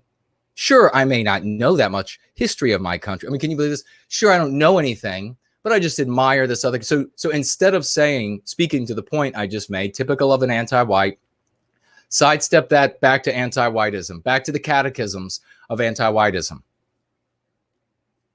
I don't see a problem with admiring. Listen, dumbass, didn't you just hear yourself say that you don't know anything about your country? You can't admire, you cannot compare your country with another people's race, with another race, the biosphere of another race, if you do not know your own. You have been denied the choice. But never mind that. I'm just going to ignore that. Sure, I may not know much of the history of my country, but I have lived here my entire life. What? That says nothing. You've lived there your entire life and you know nothing of it? You admit it? And although I cannot compare my living experience firsthand yet in Australia and Japan, but from an outside viewpoint and from the content I have viewed, Japan seems to be more tamed, settled, and just overall a better vibe than Australia. So romanticizing a non-white culture. Have we seen that before? Just about everywhere in white people. Oh, I got a little bit of this race so far back in the family tree. Got a little bit of that race that far back in the family tree. Really, I got the dream catcher, and I've got all of these accoutrements of this non-white race or that non-white race. Really, you ever lived with them? No. You ever lived in a country with them for any significant amount of time? No. But your house is decked out in like garbage from some village in the middle of a desert somewhere, and you worship it. I wonder why. Couldn't be because you're trying to escape who and what you are, could it? She says here, and I got to finish this sentence. Japan seems to be more tamed, settled. This is also telling, settled, and just overall a better vibe than Australia. Examples: better service, better convenience. So she can have better service and convenience. It sounds more like a mall than a people, doesn't it? Nicer people, she says, are in Japan, which she's never been there. But let me tell you, as a white female, as long as you're willing to get on your back, there are going to be a lot of nice non-white males. You just get on your back, honey. They'll be real nice. And she says lower crime rates. I would, of course, direct an intelligent and thinking person to the shifting crime rates in Western countries and what corresponded with those shifting crime rates. She goes on to write, I don't think anything has been hidden from me. So you have no history, no heroes, no doctors, nothing in Australia, nothing in Western civilization. Nothing's been hidden from you. It just doesn't exist. Don't think anything's been hidden from me. It's just, at least from this day and age, we have been learned a selective amount of history of our race. So I certainly do not know as much as you do on these regards. What difference would it make for a white couple and an interracial couple being together? I do not see this as betrayal at all. You see, ladies and gentlemen, it is normal in this generation, and I do not think it has any harm in the future whatsoever. But to directly answer you, I can live with that kind of decision, yes. White flight, right into white erasure. That is what you are seeing, ladies and gentlemen, with this young, white, anti-white woman. White flight into white erasure. Get away from being white. Get away from Australia. Get away from these places. Just get away. That's all it is for this young woman. No shame. But nonetheless, perhaps something we can learn about women that even as anti-white as she is, she can't have anyone objecting to her behavior. She has to have everybody approving around her. That's just, women are more that way than men are. On average, there are exceptions.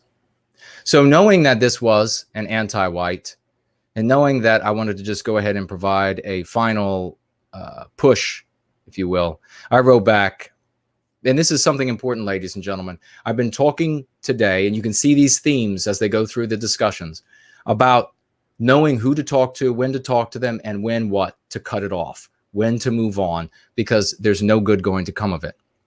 This is the point where you cut it off. I write, do you know what I like about conversations like these? You only have to have them once. Please go to Japan as soon as you can. Please do not come back and live on our welfare system with your Japanese children after you discover that you will never be one of them and thus never fit in. Please be gone so that we can rebuild our besieged people. And one last thing, don't let the door hit you on the ass. And that is how you cut things off with an anti-white pig like this anti-white, white female, ladies and gentlemen. You move right on to that red-haired one that Evil Charles was talking to, that was willing to listen, willing to go free. You don't spend another minute on somebody like this. Let this be a lesson to every single one of you. Know when you were talking to a victimizer. Know when you were talking to somebody who is so insane with hate for Western kind that you are not going to save them one jot. And then run like hell. Get on to the next 5, the next 10, the next 20 people.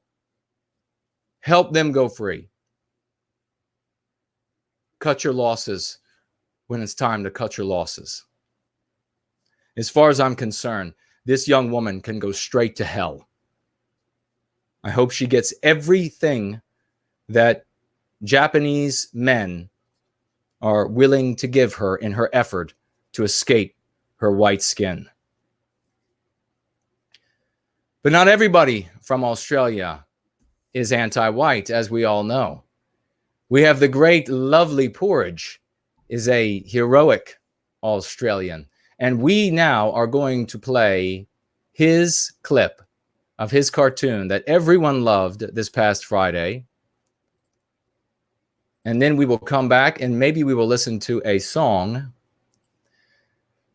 This is called The Boy Who Didn't Like White People, but perhaps it should have, we can rename it briefly to The Girl Who Didn't Like White People. Enjoy.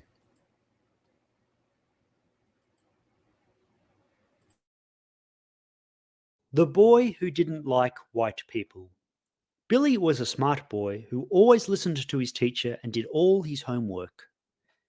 Every day when Billy got home, he would tell his dad about all the things he had learned at school. One day, Billy came home and said to his dad, "Today I learned about all the terrible things white people have done. White people had slaves and stole land and killed everybody who wasn't white. The world would be a much better place if white people never existed." Billy's dad thought for a moment and then replied, "I'll tell you what, Billy. Tomorrow we'll spend the whole day as though white people never existed." That night, Billy went off to bed excited about what a wonderful day they would have tomorrow. The next day, Billy ran downstairs to the kitchen to have his favourite breakfast cereal, Cocoa Pops. But when he got to the table, there was only a bowl of cold rice. "Dad," Billy asked, "where's my bowl of Cocoa Pops?" Billy's dad replied, "Oh, there'll be no cocoa popping today, Billy. Cocoa Pops were invented by white people." Angrily, Billy said, "Well, I'm not eating this cold rice. I'm going to go outside and play on my trampoline." But Billy's dad interrupted. "Oh, there'll be no trampolining today, Billy. Trampolines were invented by white people." Billy thought and thought until he came up with something he was sure wasn't invented by white people. "I know," he said. "I'm going to listen to my favorite hip-hop band on the radio." But again, his dad interrupted. "Oh, there'll be no hip-hopping today, Billy. The radio was invented by white people." Now Billy had become very angry and yelled, "Well, I hate today, and I'm going to bed and sleeping until tomorrow." But Billy's dad said, "Oh, but there'll be no tomorrow, Billy. You have Ebola." And that was the last anyone saw of Billy, the boy who didn't like white people.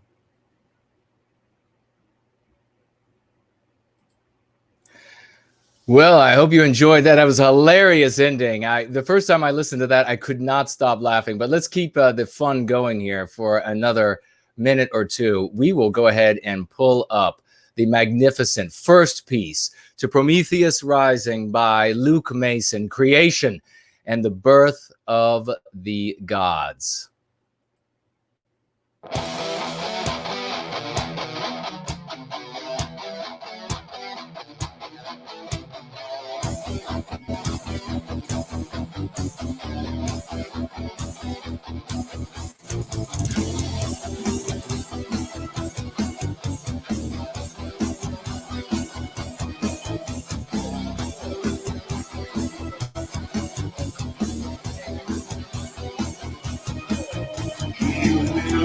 Into being before the dawn of time. Watch the birds of lesser gods, fragile and sublime. He stood by as they took his clay, and marked what he had made. Observe them in their apathy, languid and dismayed. Yet he called them into the light. He who lives the sacred fire and formed the cosmic flame, shone brighter than the highest rock, and humble his ways. Prometheus, the gracious rightful owner of the throne, he freely shared the glory that was due to him alone.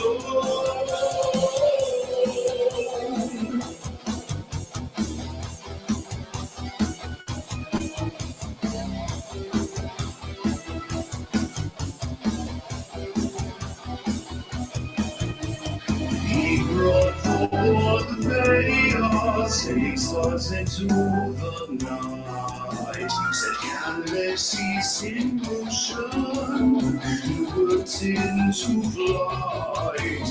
Gods here love to fill the world with their own designs, and were about correcting all the forms that left in my life. To the he loved the master's own. He is the sacred fire and formed the cosmic flame. Shone brighter than the highest star, yet humble were his ways. Prometheus, the gracious rightful owner of the throne, his creation the glory that was due to him alone. When the world was made, the gods were given galaxies to roam. Each will find a fresh new world and call his planet his home. He goes pursue him, seeking blessings from their Lord.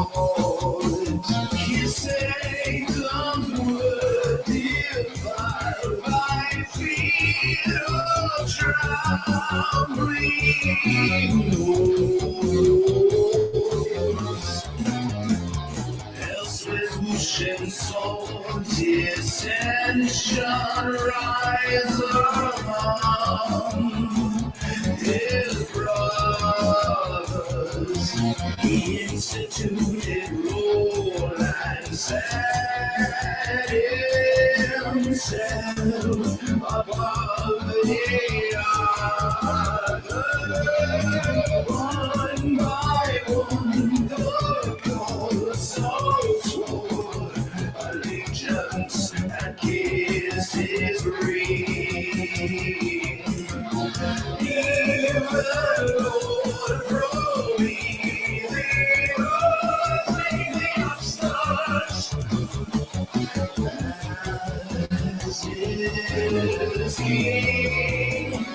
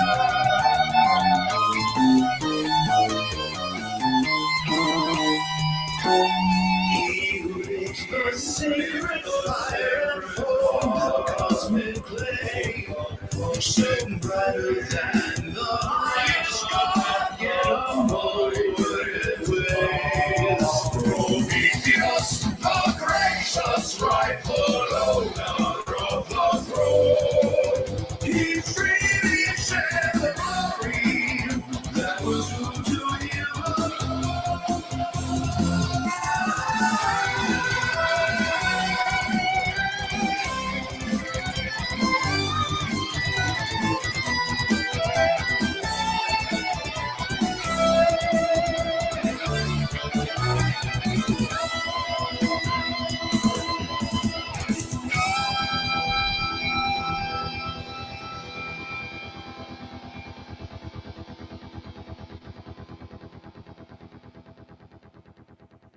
Now that was one magnificent piece. Ladies and gentlemen, I love Luke Mason's stuff. Absolutely. Eminent Rain. We pat our artists on the back. I do it myself. Make sure that you do it as well. Let's make sure that people like Luke and all of our other artists get their recognition for their contributions to service of white well-being. That is a magnificent thing that Luke is doing. He's building an entire album. He's telling the story of Prometheus Rising, which we're going to be talking about right now. And then we're going to be wrapping things up. I will take a look at your questions, though, of course, all of the super chats. And I believe that Poseidon is probably underway at this point. So let's get this show on the road. Let's see. Slots over here. Cash App. Thank you so much, my good friend. $1. And writing. That son will know later in adulthood he's cared for. Absolutely. Very well said. Talking about Rock Dad and the message that he sent about conversations that he's having with his son, trying to help him go free. Thank you very much for that, Slots. Also, an additional $1 here. Slots writing, if a non-white can love self neutrally, a white can. Absolutely. Exactly. I assume that is speaking to this anti-white, white pig female that I spoke to. Slots again on Cash App, $2 this time. It is too easy of a question. It absolutely is too easy. Referencing what I said a moment ago in my response to the young lady, that it's too easy of a question to ask if it is betrayal to betray one's people. Come on. And this shows you where her brain is, how how she is suffering from white noir. Looks like the familiar alternative is clean over here on D Live. The party's happening. It looks like we have quite a few Leno points in things like Leno lemons and Leno ice cream cones and Leno ninjas and diamonds. Dig to Graves writing, hello, hello. Well, hello, hello to you too, my friend, with a ninja diamond of Leno points. And we have some new followers, and we have Heidi over here with a ninja diamond. I only have lemons left. You have to take them. Oh, thank you so much, my dear lady. Darcy over here with a ninja diamond. Kindle version of books coming out soon. Yes, absolutely. And the Kindle version of It's a Comedy, Damn It is already available. So if you are interested in that, then you can acquire it on the Kindle. Otherwise, you will have to wait a bit. But the Kindle version of the second edition of Go Free is what is going to be coming out next. We'll be talking about that in the beginning of 2020. It's going to be a very exciting year. We'll be getting this message out to the people as rapidly as and excitedly, determinedly as we can. Darcy also with another ninja diamond over here of Leno points. Thank you very much. Jay Fawkes with a ninja diamond of Leno points. Thank you all, and a blanket thank you to everybody who gave less than a ninja diamond's worth of Leno points. Thank you all very much. Over on Entropy, and I can see on Entropy we have some YouTube super chats that went by without me noticing them.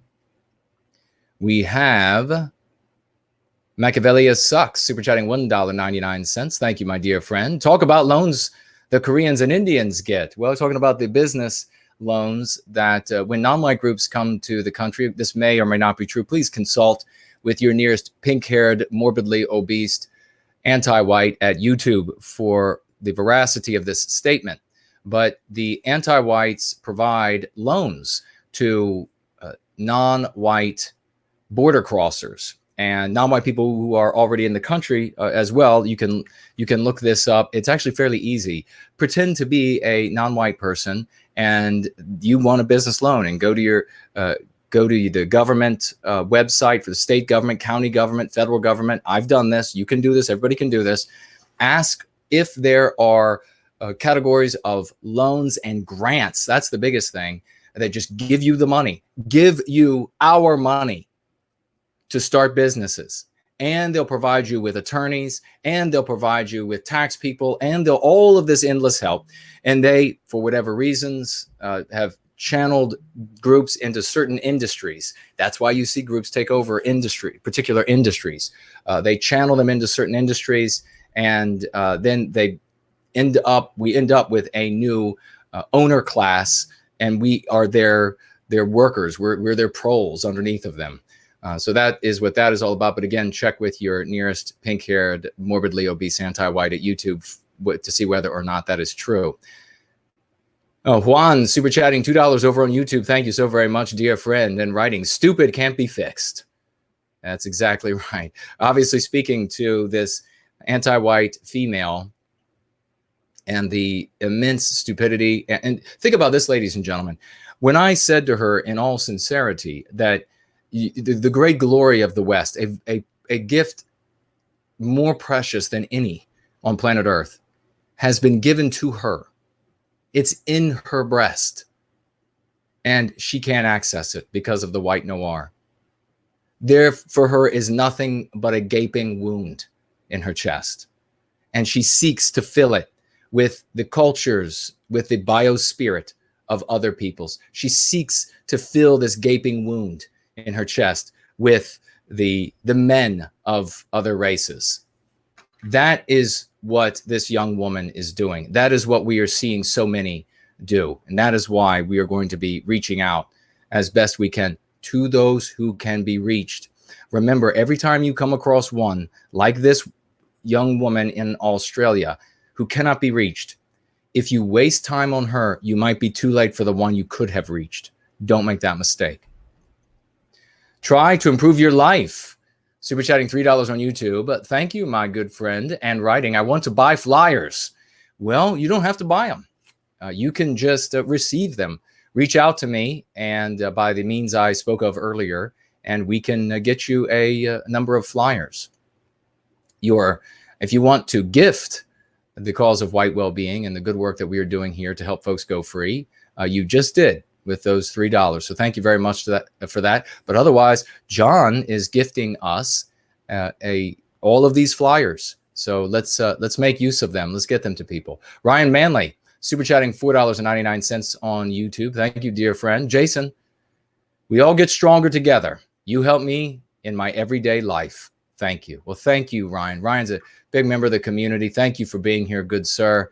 And thank you for that kind testimony. We've had some real testimonials tonight, haven't we?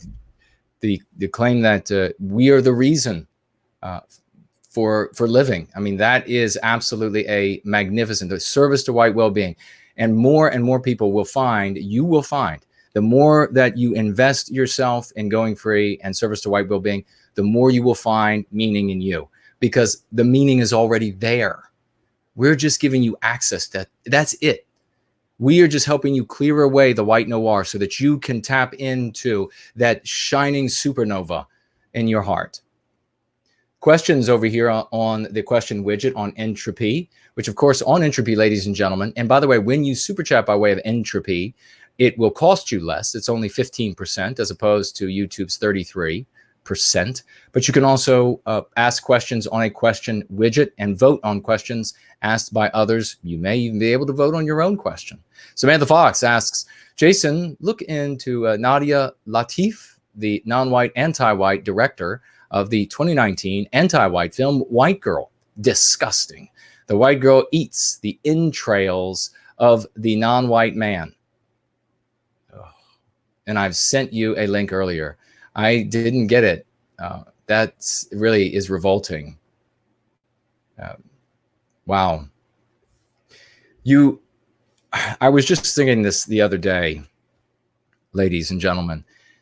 We have gone from a world, since the anti-whites have usurped control over our destiny. We have gone from a world where if you wanted to see a freak, you went to the carnival that came through town, and they provided you the freaks, the sideshows, and you could go and pay. In the United States, they paid like a nickel, and they could go in and they could see all of these different kinds of freaks and then come away from it. Now, some of the freak things were real, some were fake. For the people, some of them were just suffering from some sort of malady. And of course, our hearts go to people who are suffering from some sort of malady, but they were making a living and that was stolen from them and many of them wanted to make a living this way. They enjoyed being entertainers. You can look all of that up too, by the way. It was quite a story of these people who wanted to continue. But we went from paying a nickel to see them as a sideshow oddity at a carnival coming through town to being forced to worship freaks. What a transformation in a single human lifetime. And that is what we have now. Samantha Fox is talking about it. Okay. Let me see. We got Samantha Fox with another about this woman's tweets. Yeah, send me a link. I'll check it out. Roy Danton over here on the question widget writing, is it white noir or just kindness to turn off the going free stream in a taxi? So not to make the non-white driver feel uncomfortable. Roy, what a hero. Is it white noir or just kindness to turn off the going free stream in a taxi so not to make the non-white driver feel uncomfortable? Well, that's a context-dependent situation with the particular driver. So it depends on the footing you're on with that driver. We have non-white people who are in service to white well-being watching this stream right now, and they would be happy to have you playing this going free stream while they drive and while they're at work. But I don't know. Depends. You'll have to maybe feel out the driver a bit, see if he's or she is okay with service to white well-being. Is it okay for white people to ensure their well-being, just like it's okay for you and your people to ensure the well-being of your people? And see what he has to say. If he objects to that, well. But you also, of course, on a very practical level, If this person has access to your information, I would not do anything in any way that could jeopardize your privacy and the potential safety. Who knows what kind of person this is? So on a serious note, but thank you. That's hilarious. If they can't find out who you are and you're armed, blast it. Sifu, writing here in the question widget. Great to see you. Shazia Hobbs, right? And I guess he's quoting her. Being mixed race means I never belong or am fully accepted by either side. Yes, quite dreadful. She is accepted, though, with us. If she wants to serve white well-being, she is absolutely accepted. That's another thing that makes us very different. And you know this, ladies and gentlemen, if I wasn't, I mean, I can share with you something that is very frustrating for me. And that is this. Because of the movies, and then I'll get back to this point about the way that I look and also my resilience to just stay the course, irrespective of the opinions of others, when it comes to whether or not you allow people who are mixed race or fully non-white or whatever to participate in white well-being. Because I have absolutely remained just absolutely redoubtable when it comes to that point. But, well, I guess I can work backwards then. I'll say it like this. If I were not of the mind frame, if I didn't, that I have, if I were not of the force of character that I have, if I was not in shape and able to fight and able to shoot, etc., it would be a lot harder for me to push forward the argument that mixed race people and non-white people, if they want to serve white well-being, they're welcome. You all know that to be true. If I were anything less than that, the people in the white positive sphere who are either anti-whites, undercover, working as disruptors, of which there have been in the past, there are now, and there will be in the future, or actually really low IQ people who are really just cranks and have come to our community orbiting in like a comet on fire. Often these people are so crankish, they're on fire, and they come into our community and then they orbit right out and they say, no, you cannot even have this or that, whatever it is. They want to take up the anti-white narrative talking point of what it means to be in the white positive sphere. If it was anybody less than somebody like me, they would have backed down by now. But I don't take shit off of anybody. I have won uncountable arguments with people who thought that they were vastly more intelligent or educated. I have soundly defeated them. I've soundly thought circles around other people, humiliating them when it was appropriate for their effort to try to humiliate me. And I have been in physical fights and never lost, despite the wounds that I have taken. And despite, you'll see in the beginning of Born Guilty, I also am smart enough to not to break a fight, the continuity of a fight, and then to get away from the scene before being jumped by 24 people. So if it were anybody else, they wouldn't be able to stand up to all of these losers out there. So the fact that we are building something that will actually work is in part because all of us now are not going to back down from what works, what is being shown to change lives. That is why we are going to have success. Now, how is this, as I say, I was working backwards. How has this undermined me? Well, just briefly to say, as though I guess my own bit of lamentation is that society in general has been conditioned to think, by way of movies, by way of books, television shows, etc., that if somebody is going to be bright, they have to be crippled or sickly or screwed up some other way in their mind, or absolutely their body, not a single firm muscle in their body. They have to be like jelly. Only then, fat. Only then can the person be intelligent. If the person is fit, If the person is in shape, then that means that that's all the person knows. They're just fit or in shape. It's because a certain group of people have been making movies, the publishers of the books deciding what's going to make it through and get published. Just like we were talking about the other day, and I'll talk about it again when it comes to what artists get promoted in the same. It's the exact same thing.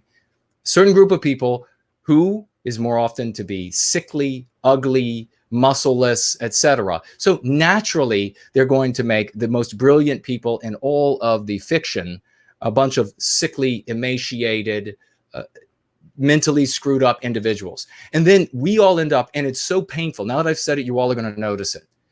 There'll be, in the next 6 months or the next year or the next 2 months, somebody's going to come online and the person is going to be weird or really kooky or really bizarre. And that's not to say that people who are weird or kooky can't be intelligent.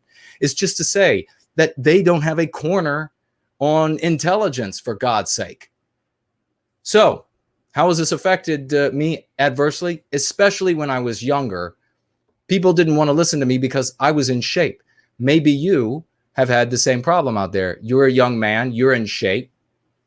Certainly there are brilliant women out there who are thought, well, you can't possibly be thinking anything intelligent because you're a woman. You can't possibly be thinking anything intelligent because you are in shape. These are stereotypes that have been given to us by alien peoples. Just take one glance at history.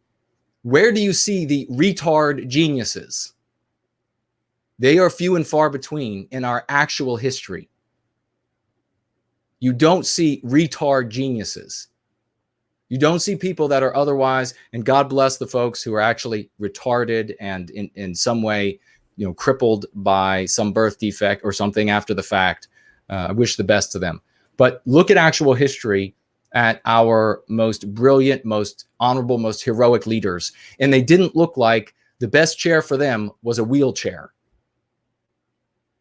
They were robust, they were manly, they were heroic, they were striving for glory. You look to all fields, every single field. Rarely were they sickly, imbecilic otherwise. So let's move on to Born Guilty and talk about, we have Michael over here on Entropy, super chatting $10, writing, yay, made it. I sent you a message on Twitter about what you were saying about multiracial people. Longer than what I can write in chats. Keep up the work of saving lives. Thank you very much for that, Michael. Very kind of you to give the $10. I will look for that message and for your verbiage there, good sir. Let's proceed to Born Guilty. Born Guilty. Tomorrow is 1 year publication. Very excited about that. Oh, you know what? I just wanted to make sure I got to, I know some of you had written. See, Freya writes, I'm sad for not getting an answer because that's what I'm asking me since the last streams. Sad for not getting an answer.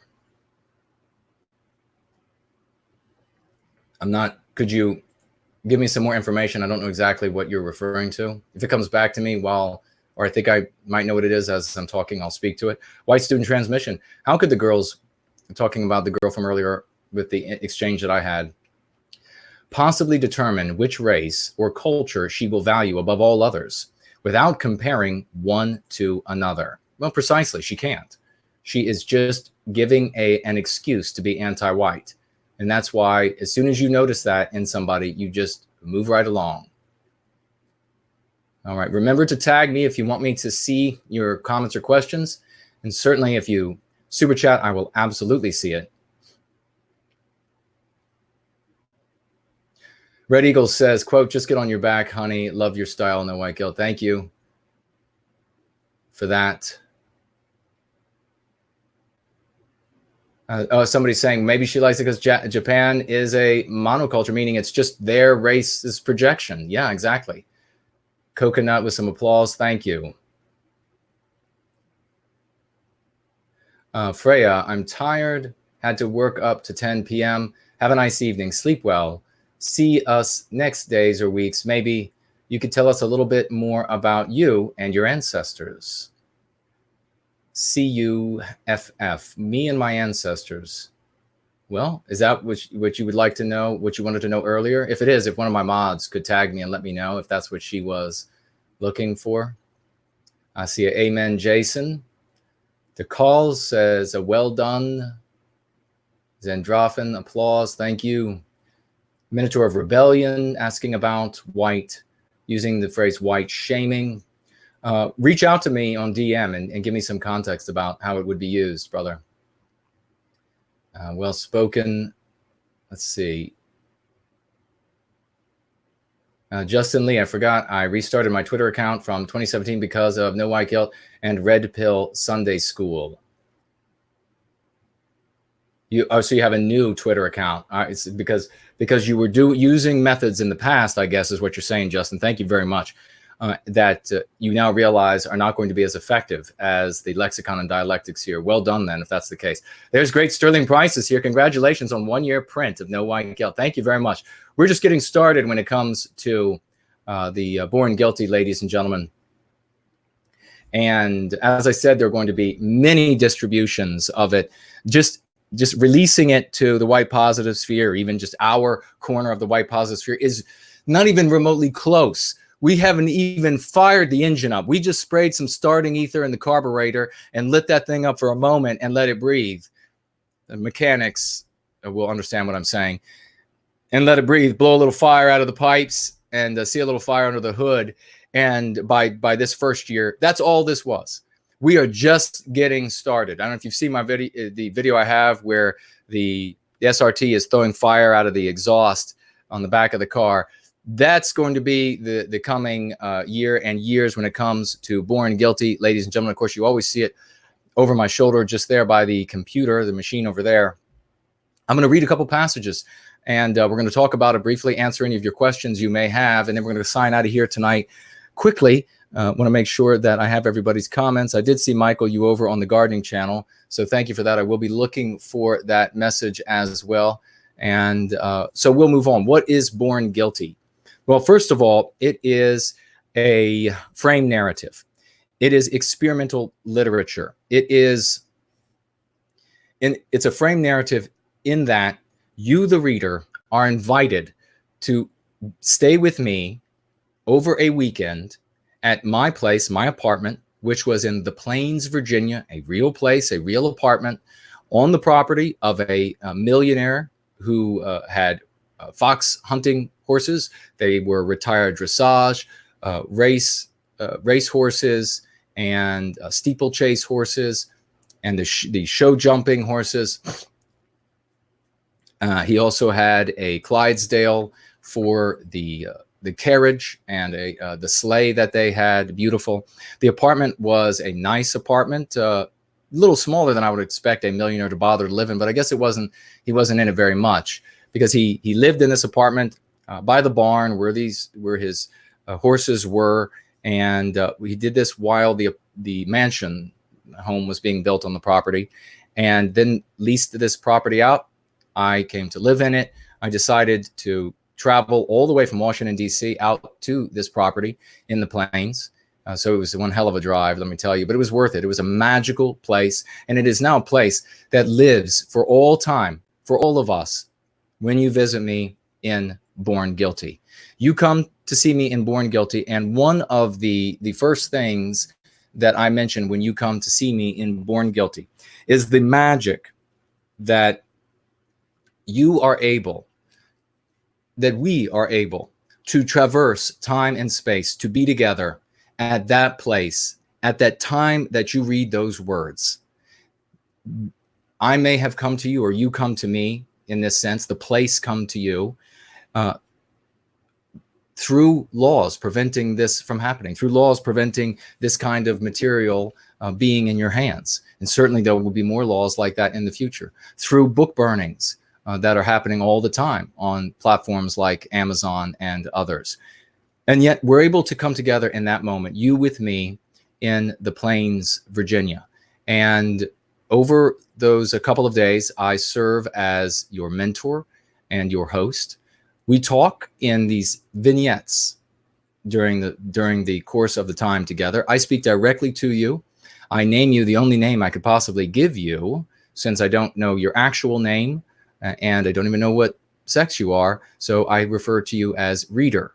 And I provide you as best I can with information about your surroundings so you know where you are. I do that with verbiage, and I do that as well with roughly 200 sketches that are in the book. And I will give you an example of one of those right now. I apologize. I ran out of time today to find the best possible examples of the things that I wanted to share with you. But I will show what I can. I will share what I can. So here is an example of sketches that are on the pages, giving you a little bit more input, the same way that a dream gives you input, so that you get snippets of material that come to you in the dream, and the snippets provide you with all of the meaning that you need to understand the dream. Now, during those vignettes, when we are together, we eat together, we have dinner, we have breakfast together. I tell you instructive stories, edifying stories, true stories, nonfiction stories from my life, from everything from politics on the Hill, working in the nerve center for the conservative movement. So if that is something you are interested in, then you'll find some information there. Everything to conversations that I had with people throughout life, fights, regrettably, that I have been in. And however, I am not with you the entire time. When I am not with you, you read from 2 other books, and you read from, well, 3 other books. And one of them contains essays, and the other 2 are Crucible and Prometheus Rising. So you also, by the way, you also sleep while you're with. So there are 2 nights where you sleep, and I actually take over the dream for you. And you'll see how the verbiage changes throughout all of these. It transitions, I'm told by many, I believe it to be the case, and now told by many that it transitions smoothly from one state to the next. And so you'll see one style when we're talking like this, one style in Crucible, more, that is the story, nonfiction story of my time in junior high school, when I dedicated my life to white well-being, and the struggles, the very real struggles that I had there, written like a modern novel, so that if you read modern fiction and nonfiction novels, and you like that sort of thing, you like the way it's delivered, then this will speak to you.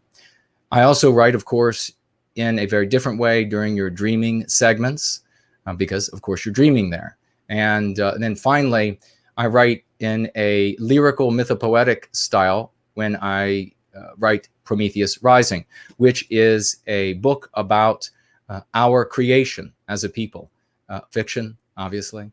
And it follows a narrative arc from the very beginning of time all the way up to our present, providing us a world to look at, a heuristic, allegorical, of course.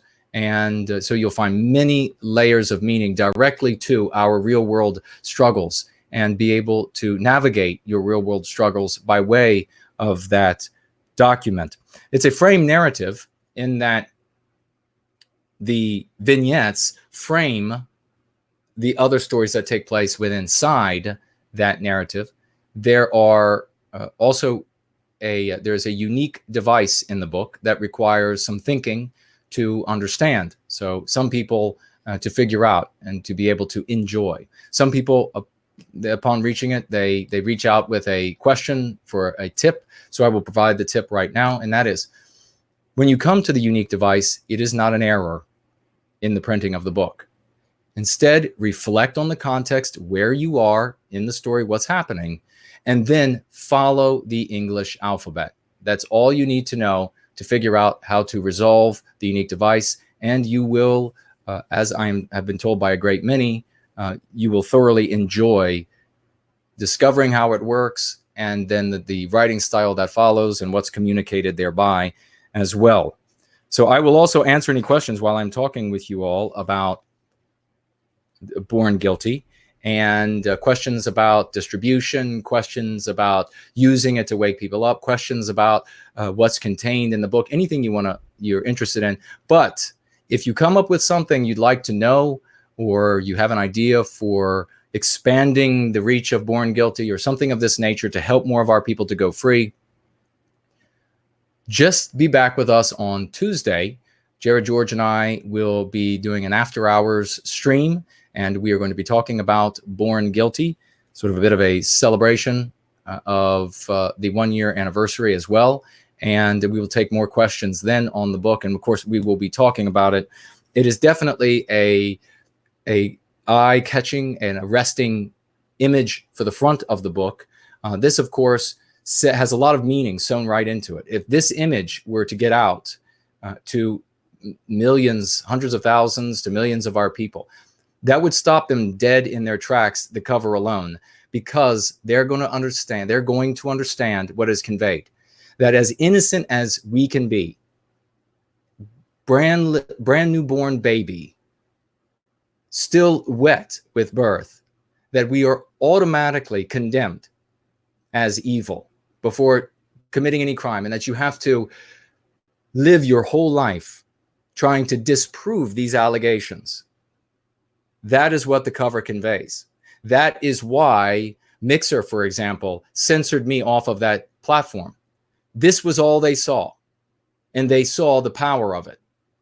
I had endless troubles with Amazon because of it, and finally was able to make it work. So what is conveyed here is extremely powerful. If you don't know how it's powerful, it's okay. You just got to understand that it's going to work upon those who see it. Anti-whites absolutely despise this cover because they know what it's conveying. It's conveying the truth of the anti-white narrative. There's no escaping. There's no making amends for a crime you never committed. And in fact, I'll read that right at the beginning of the book. Maybe I'll also share.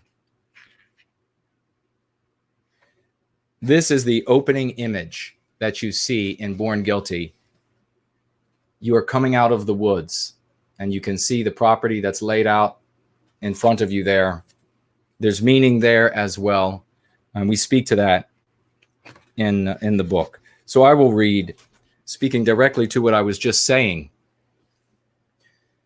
This is from me in the beginning of the book. Enslaved by those proclaiming themselves emancipators, exploited by those calling themselves liberators.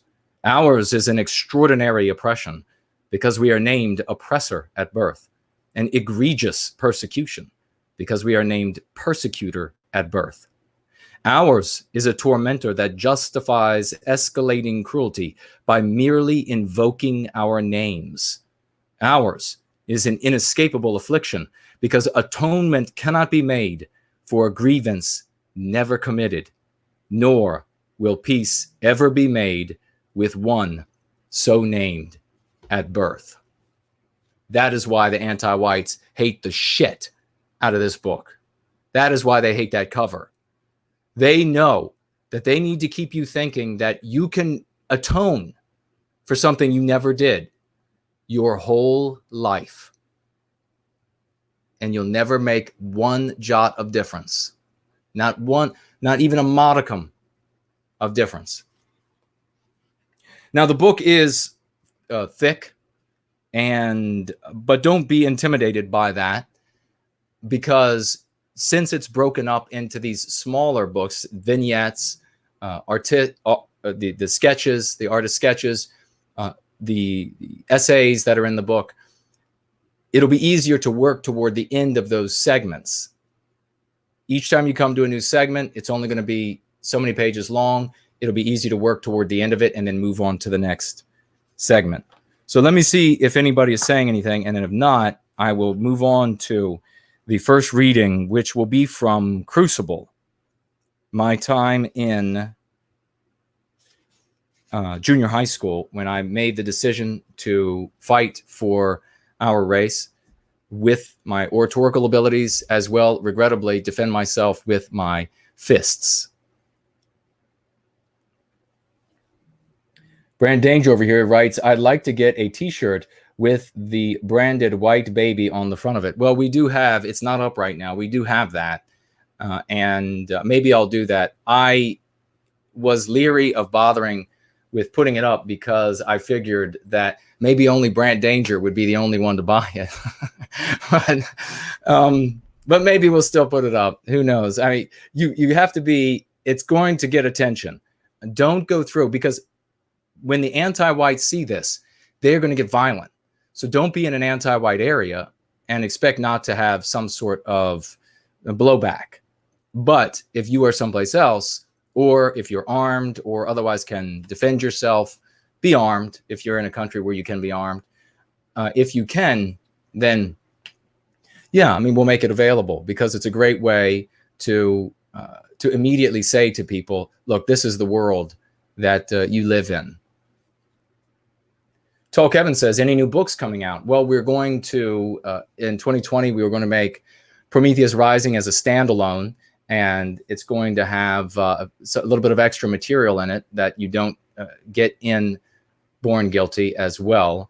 And we're also going to make Crucible a standalone as well. Eric asks how old I am. Well, feel free to guess. Syntheside is here. Great to see you. Fred P is here. Great. And Underhill is here. Great to see you as well. Mary Moon. Martin Luther is here. Art Acrobat, Super Chat, $1.99. Is nonviolence an option against white genocide? White genocide may or may not be true for the anti-whites at YouTube who are watching this and have their AI listening very closely. May or may not be true. Is nonviolence an option against white erasure? Thank you very much, Art Acrobats, $1.99 Super Chat. It is all we have. Nonviolence is all we have. And it is the fastest route to victory. You are not going to try to think about this. I think what happens is maybe the scale makes folks makes it so difficult for people to really comprehend. Don't think about fighting the United States government. Think instead about fighting MS-13. Think instead about fighting the non-white, anti-white gang. And they have several thousand members, maybe in your city or state. And you have you and 6 other guys, or, you know, you're going to die. You're going to die. Your families will die. You're going to die. So when you put it in a scale that is maybe a little bit more easier to understand than take on the federal government of the United States or UK or France or what have you, it seems to get away from so many people, the actual computation. Will there ever be violence is another question. Is there a possibility for there to be violence in the future? Is a completely different question. Then is nonviolence the only? It's the path to victory is this. And help me, folks, say this in the live chats and in chat threads elsewhere. It's not voting. It's not violence. It's going free. It is psychological and it is communal. Building community. Big part of community is art. That's why we give art so much attention. We give the biospirit, the psychological element, the physical, the mental, the spiritual, the attention it deserves. Once you have a people who are thus empowered and thus inoculated, you then have a different set of options. You then have a new context. If you stay with where we are today and you contemplate something like violence, you have far less chance than you have against MS-13. If you wouldn't have chance against the mafia, would you have chance against the mafia?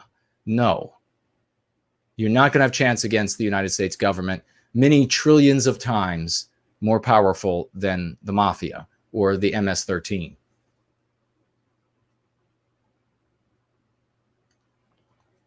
Thank you for the question. Tall Kevin, super chatting on the familiar alternative, $3. Jason, how do you keep your disappointment under control when dealing with such an anti-white as that female? What keeps you from being frustrated day to day, dealing with anti-whites and anti-white propaganda? Tall Kevin, fantastic question. Thank you for asking that. Thank you for the $3. What keeps me positive is that I know that there is another white girl after her that can be reached. I know that my voice, my teachings, my efforts, your voice, your teachings, your efforts are going to save that next white girl, and her life is going to be valuable because of it. This person is nothing to me anymore. She is like a poison blowing in the wind. She is a noxious cloud billowing from some new power plant in India or China. That's all she is, just gone. And that's how you should see it. We are not, and I talked about this last week or week before, we're not motivating ourselves by looking at the current stock of white young adults, senior citizens who are suffering white noir and who are self-hating and who are like this girl who just wants to rip herself out of her skin and throw herself on her back for as many non-white males as she can find. That is not who we're fighting for. We're fighting for those little babies that are in the strollers, who are in the little baby cribs, who are still in the womb. Those people we absolutely have the chance to rescue with what we're doing. Everyone else on top of that is cherries on top of this beautiful pie that we are baking. So that red-haired girl that we were talking about earlier, what was it, Evil Char, whatever, that one was reached, and that brings me imminent joy. Those who are reached are going to go out into the world and spread this message, and the most important place that they're going to spread going free is to their new white babies. This young lady in Australia, she's not going to have any. She's going to go, if she has any children, she's going to have non-white children, and she's going to tell them to hate the white race, to hate Western kind, to hate Westmen, and to idealize and to identify with non-white culture, non-white people, etc. So only thing I could ask is what I honestly asked, is that please go now. Please leave now. I invite you to leave right away, and please don't come back and get on our welfare system when you discover you're not going to be accepted as one of them. Piers Taylor writes, great to have a teacher in the chat of No White Guilt. Yes, indeed. There are a few teachers, a few heroes in that profession, and they're going to all end up here going free. Justin Lee writes, love ya, but creation isn't a fiction. I'm sorry if I misunderstood. Oh, yeah, I meant the creation narrative of Prometheus Rising, the fictional book that is in Born Guilty. That's what I was talking about, brother. All right, let's see if there are any other comments, and we will keep moving along and wrap this thing up.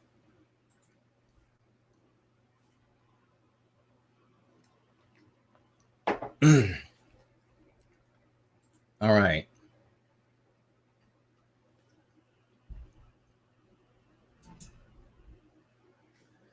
Cinecide says, I'm guessing you're a Gen Xer, but I'm curious as to what woke you up at such a young age. Great question. I'll answer that right now. It's actually answered. I'll give it with a little less detail. It's answered more thoroughly in Born Guilty, which right now has a reduced price of nearly 50% on Amazon. And the link is in the description below. If you want it for yourself or you want it for somebody you care about, now is the time to reach them. I'm not offering this at a lower price because I'm somehow going to get wealthy. You know that's not going to happen. I have been in this white positive sphere forever.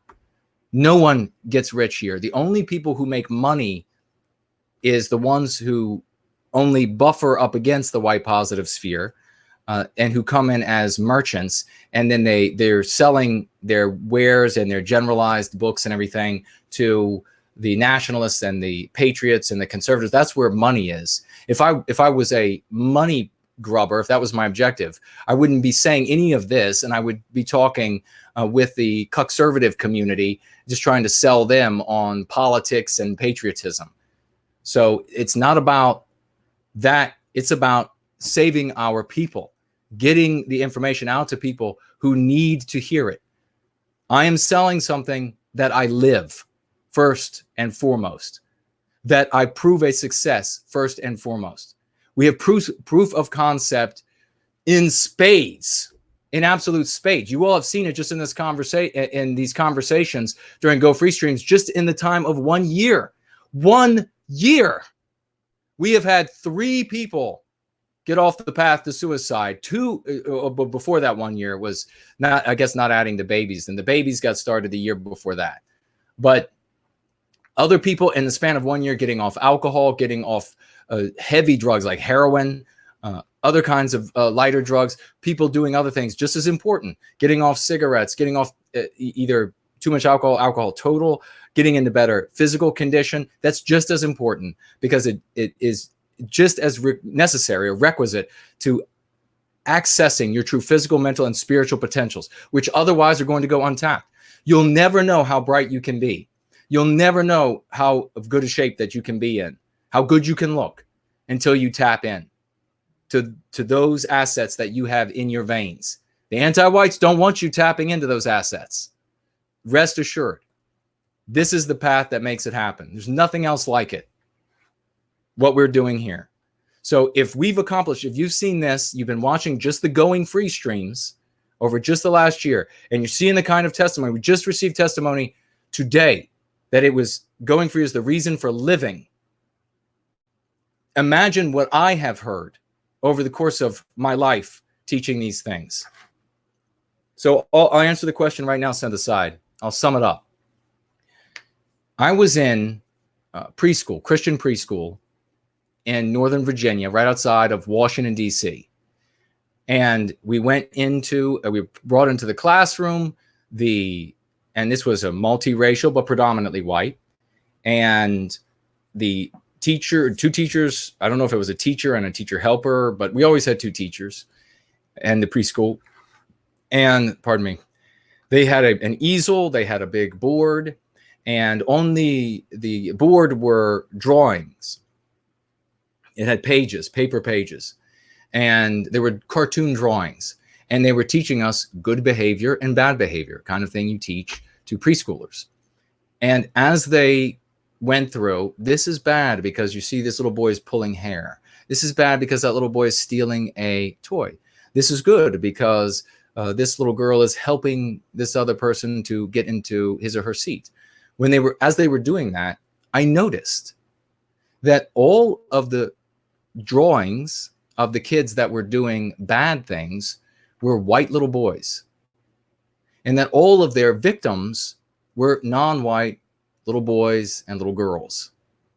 That was the first thing that I noticed. And like I said, it was for me, and in one of the iterations I wrote, I said it was sort of like the demon's like tip of the horn or tip of the tail. And I had no idea what it meant. I didn't know that there was an anti-whiteism. I didn't know that anti-whites dominated government and etc. All that I could see was that we were being singled out for victimizing non-white people. And I knew that from my non-white friends that they were just as bad and just as much sinners as we were, if not worse in some cases. So that made me immediately, I guess, grab what I saw there.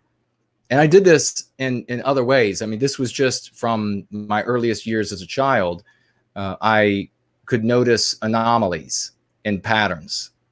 And it was something that I was good at. I might not be good at many things, but that was one of the things I was good at. And so I noticed this anomaly. Then noticing that anomaly caused me to notice the anomaly in the songs we sang and at church in the preschool, and where they were talking about things like we were all the same in the songs. And of course we weren't all the same. And then I saw the exact same things at elementary school. There were songs there. We sang in music class. There were endless things that we were taught that I noticed, wait a second, they're targeting us. And I would ask it as I got older, I would ask, why this, why that? Never a satisfactory answer from adults. And if anything, it was just anti-white teachers back then, of course, as well.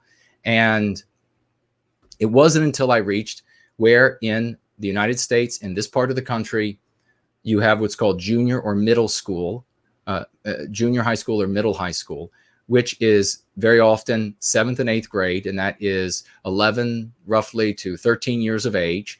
They kind of take that group out because they say, well, they're too old and too big to be around the 1st, 2nd, 3rd graders in elementary school, but they're not nearly old and big enough to be around the high schoolers who are in the subsequent grades all the way up to 18 years of age. When I got there, that's when I decided as a 7th grader that I was going to really make it a case. And there were some really big reasons that I talk about in Crucible, that's in Born Guilty, about why I decided to really move forward and with great effort, find out what the hell was going on. I believed incorrectly the anti-whites when they said, well, this is accidental that it could harm white people in any way. But when I questioned them, I found out there was nothing accidental about it. And it was a huge struggle in junior high school. And I spell that out in great detail in Crucible because there were a couple things going on in my life. I had a big group of friends coming into junior high school. I was in the Scouts. I played football, baseball, basketball. I was a popular, friendly guy. And I loved education. I loved sports. There's so much that I took pride in and enjoyed. And asking about why not us too? Why should we be demonized? Why can't we have pride? That got you hated by your peers. I wanted my friends to like me, and they were, in fact, I think that segment I randomly selected will be speaking to that. And they weren't going to continue to like me. There was also the fact that I was coming into an age where I wanted the little girls to show me some interest and say my name, as I say in there, say hello to me as well. And I knew that they were not, and of course they didn't. They, in fact, banished me from humanity for holding these opinions. And there was, of course, most importantly, at this junior high school, the very real physical threat, because even though the community around this school was predominantly white and therefore fewer non-white students in the school, non-white students were bussed in, very often problem students, bussed in from distances to attend this school. And the school had an anti-white leadership. And they had this idea that they were going to correct the discrepancy in suspensions and that sort of thing. So they decided they weren't going to suspend people who got in fights anymore. What ended up resulting was this school was a battleground. Fights happened almost every week. And the students would just be pulled apart and sent their separate ways. If you were a recidivist, then sometimes you might get detention. So maybe 30 minutes after school, you would have to stay later. But you almost were never suspended. That was just unheard of for fighting. So there was the very real threat that the non-white students would physically assault me. And of course they did, much to their displeasure, because I was hardened and they had a tough go of it. When they came to fight me for just caring about our people. I wasn't saying anything aggressive or nothing like what you might hear people in the white positive sphere who imitate the anti-white narrative. Nothing like that. So anyhow, that's how I came into it. So it was then that I decided when I was in junior high school that something was going on much bigger in the world that I couldn't comprehend.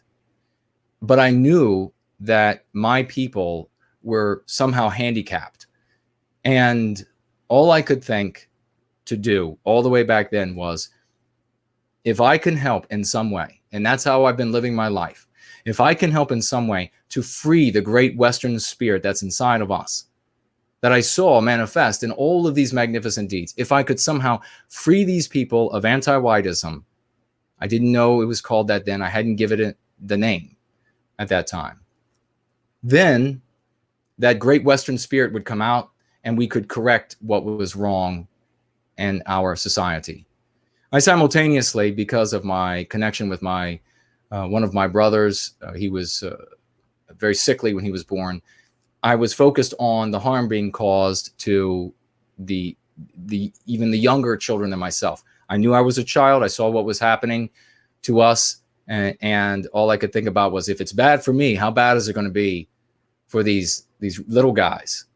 And it just has gotten worse for them, hasn't it? So thank you very much for that question, Syntheside, because it gave me an option to, or gave me an opportunity to speak to how I came to this realization. White student transmission. The anti-whites use public backlash as the main way to attack us. So I try to change public perception to redirect that public backlash back at anti-whites equals nonviolence. Yes, exactly. Well said.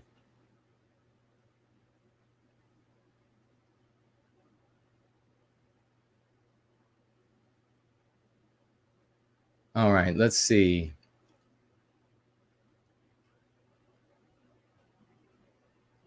All right, I will go ahead and move on. I think we had some super chats that I may have missed. So Ocean, $10. Thank you very much for that kind super chat. We will bring people to our cause through love, strength, and heroism, not violence and intolerance. The anti-whites will destroy us through perception otherwise. Well, precisely. It's not just the perception that the anti-whites are using to destroy us, but our own people are infected with the anti-white narrative. That's the story that they're living their lives by as well. So if we look like the predators, the antagonists, the bad guys in that narrative, they will see us as the bad guys. So we decide what it looks like to be a white positive person in service to white well-being. Art acrobats. Okay, got that. Okay, good. I think that was the only one. Anything over here? No. All right. Let's intrepidly move forward to this first reading. Almost done.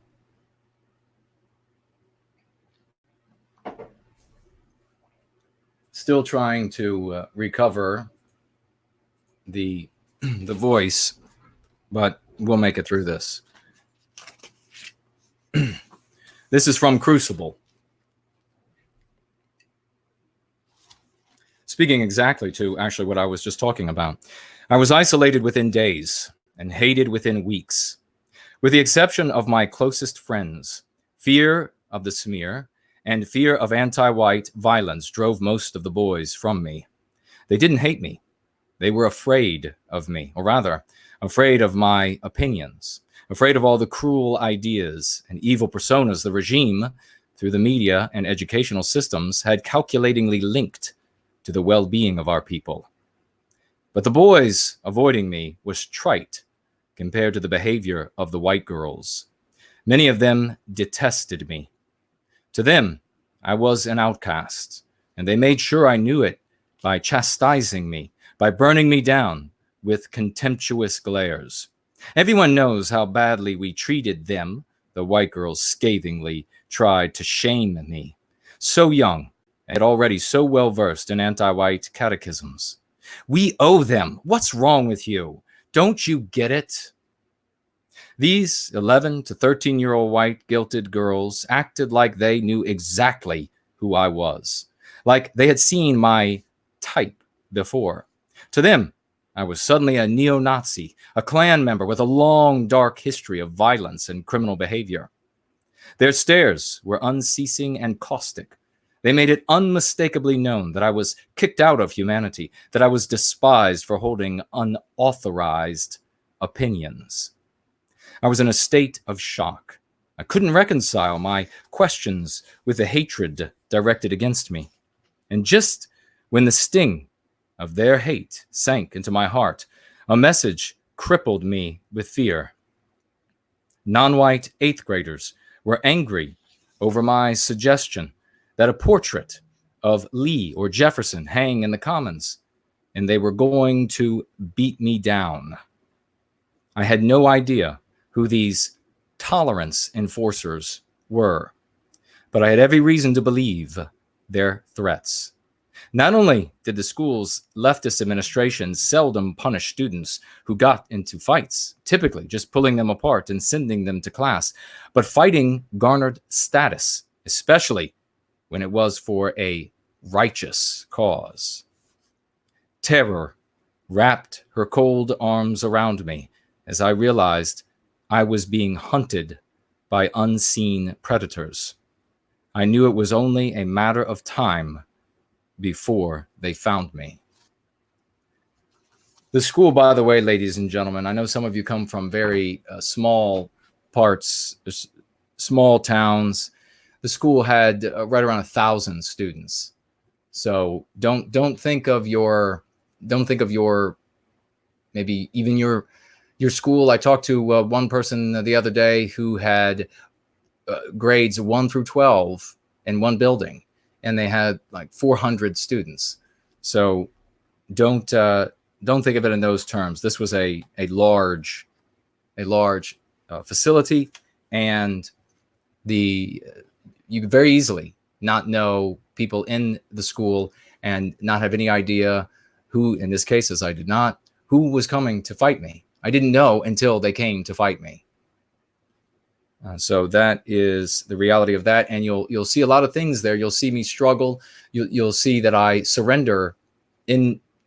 Mentally, I tried to surrender many times because I wanted the young ladies to say hello to me, not to treat me scathingly. I wanted my friends back. I was a star athlete. I very easily reasoned with myself, look, just embrace this identity of being the star athlete and relish in it.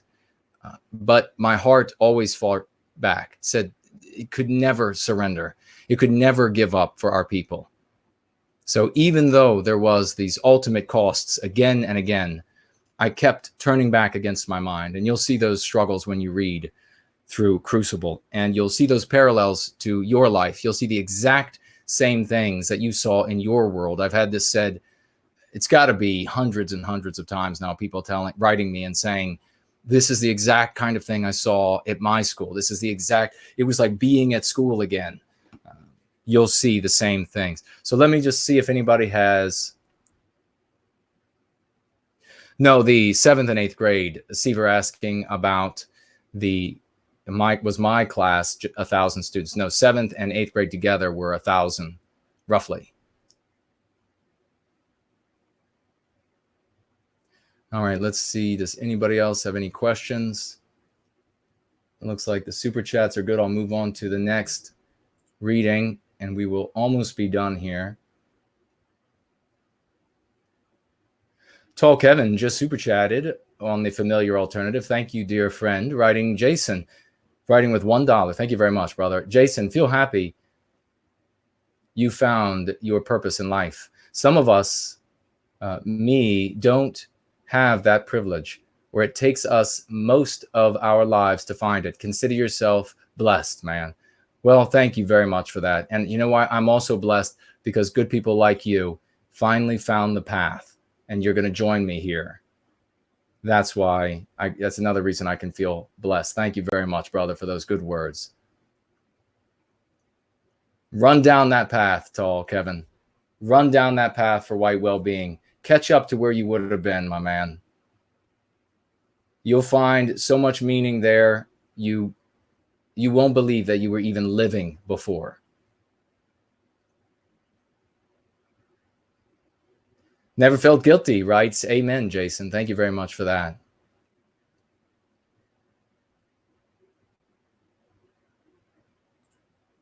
Jay Easom said flip chart nursery school. Jason was 4. Katie says, Jason, you are a brave soul, and I'm so grateful for this Yule season. Thank you. That's most kind of you to write. Thank you for that. That is wonderful. I deeply appreciate it. And the reason why is this. Real bravery is chosen. I had to make the choice again and again to overcome my fears. When people say they have no fear, they're not being brave. There's no bravery there whatsoever.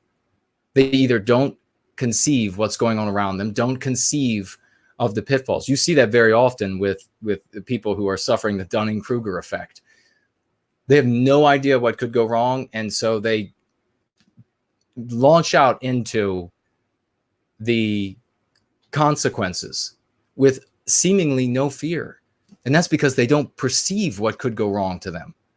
That, again, is not fear. If you can perceive all that can go wrong, all the ramifications, all of the hurt, physical, mental, psychological, and you decide that you're going to be brave and do it anyhow, even when your hand is doing this, that's real bravery. And so that's why I thank you. And I mention it because every single one of you can make that decision. Every single one of you can make the decision to be brave for our people. You don't have to have something magical inside of you.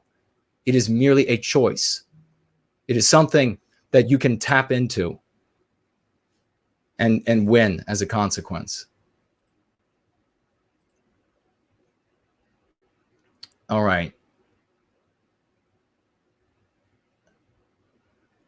Let us, if I'm missing any of the comments that are questions or statements that really should be attended to, Seaver or anybody else who is modding, please let me know. I would appreciate it very much. Brant Danger said, I would have fought alongside you. I wish somebody had, brother. But thank you for saying that. Okay, let's move on to a reading from one of the vignettes. When you are just with me in the apartment and we're talking about things, edifying things that will help you in your conversations today, help you understand the world, help you communicate better with others about what's going on. Here I'm talking with you, the reader, about the reporters. I write, if the establishment media weren't dominated by anti-whites, investigative journalists would make lucrative careers exposing truth. But every reporter knows that revealing sapist objectives, lies, and hypocrisy is career suicide. Now, sapist, you have to read Prometheus Rising to understand who that is, but just understand that right now as anti-white. No matter how big and well-known every reporter who strays too close to that fire gets burned. They usually spend the rest of their careers in obscurity or pathetically trying to get back into the good graces of their anti-white bosses. I know because I've studied the phenomenon for years. I've predicted it about reporters before it happened to them. I've even had reporters confide in me that I'm right. You need to learn how to see through the media's anti-white propaganda. For example, anti-whites never bemoan the lack of diversity in non-white countries. They never complain about the lack of diversity in non-white areas in Western countries. They never say, there aren't enough white people there. No, in fact, they define non-white areas as diverse. When whites move into these diverse areas, the anti-whites lament their gentrifying influence. So what does the word diverse actually mean in the anti-white lexicon? And I'll stop it there. That is the kind of stuff, it's kind of like the going free stuff we talk about here. But you'll have it in a format that you can highlight, you can write in this book. There's plenty space to write as well on these pages, as you saw earlier. So you'll see there plenty of space to make your notes to yourself and to fill in your own thoughts that you might even want to share here in a going free stream. So the last segment I will read will be from Prometheus Rising. Again, that is the mythopoetic book that is fiction. It's written about the creation of our people, and it tracks the narrative arc from the creation of our people and creation of all time all the way up to the present. And there are a great many stories that take place within that world. There are gods. There is thaumaturgy, which means war between the god, or thaumaky, which means the war between the gods. Thaumaturgy, the magic. Places are, I give places numerous names, places in the story. So it's polyonymous, which would be exactly how things are in the real world when it comes to the actual storytelling of actual places. As I say, the material is extremely allegorical. There are multiple levels to the allegorical telling of the story.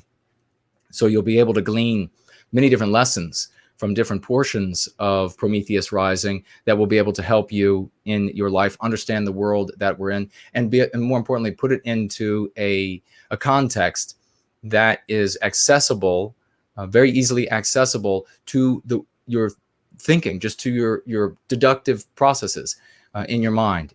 You'll be able to say, aha, this is how it coming together clearly in Prometheus Rising, and this is how I see it in the real world. The way Prometheus Rising works is analogous to how physics works in our understanding of the universe. We use physics and mathematics to understand the phenomena that we see in the universe. Physics and mathematics are not the phenomena. They're just tools to understand.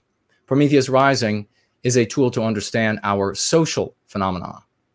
So you can use Prometheus Rising that way. I will see if we have any final comments. And if not, or super chats, if not, I will wrap up after this reading and the show, and we will get together again on Tuesday. Let me go ahead and release the chest, distribute the rewards over there on D Live, so I don't forget to do that to everybody. Looks like everything is good on Entropy. We're up to date. And we are up to date on, I believe we're up to date on Cash App, yes. And on Ko-fi, all right. And we are up to date on the familiar alternative. Great, nobody's been missed that I can find. But again, if we miss anything, we will catch you next time on the next Going Free. Zendrophin says, you have such a talent for reading, Jason. Feeling like I am being drawn in to what you are reading. Well, that's very sweet. Thank you so much for that.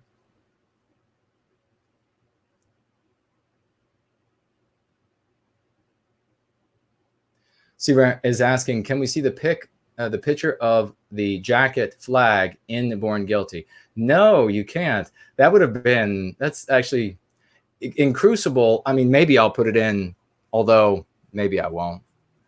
That jacket, ladies and gentlemen, is in that closet. That jacket is going with me. Whether I go into a kiln and they make me into ash, or I go in the ground or a mausoleum, that jacket is going with me. The jacket that Seaver is talking about is the jacket when I went back to 8th grade after the summer vacation. I left 7th grade again with another moment of I surrender. I can't do this anymore. I quit. And you have to understand that the greatest authorities in my world, the principal, the vice principal, the council, they were condemning me. The teachers condemning me. I was hunted physically by anti-whites. I was argued with everywhere, hated by all the girls. My best friend of my entire life left me. My best friend. Not a friend. I had lots of friends. My best friend left me. And I decided over the summer, piss on them. My heart won't let me stop for our people. So when I went back, I fought for our people over the summer. That's in the story too. And when I knew I was going back to the 8th grade at junior high school, I sewed a Confederate flag to the back of an old jean jacket.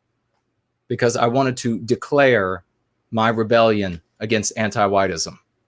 Not just go in there and have an opinion. I knew that these were monsters that were bent on destroying us. And if they were bent on destroying us, then I was going to give them whatever I had to give them. I'm going to have a drink of water, and we will wrap this up with the final reading.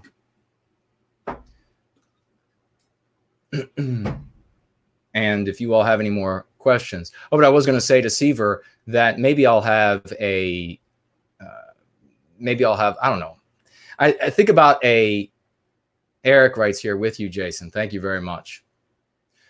No, Art asks, is Born Guilty in audio yet? No, it's not. But the whole book will eventually be, once I distribute Prometheus Rising as a standalone text in print and in ebook, I'm going to make an audio version of that and an audio version of Go Free. I don't know which one I'll do first. Maybe Prometheus Rising first, because I believe over the long haul that is the story that will have the biggest value for us. So maybe I will get that into audio form first. If I'm missing anything, please tag me. Remember, you have to add no white guilt, the @ symbol, and no white guilt to make it orange.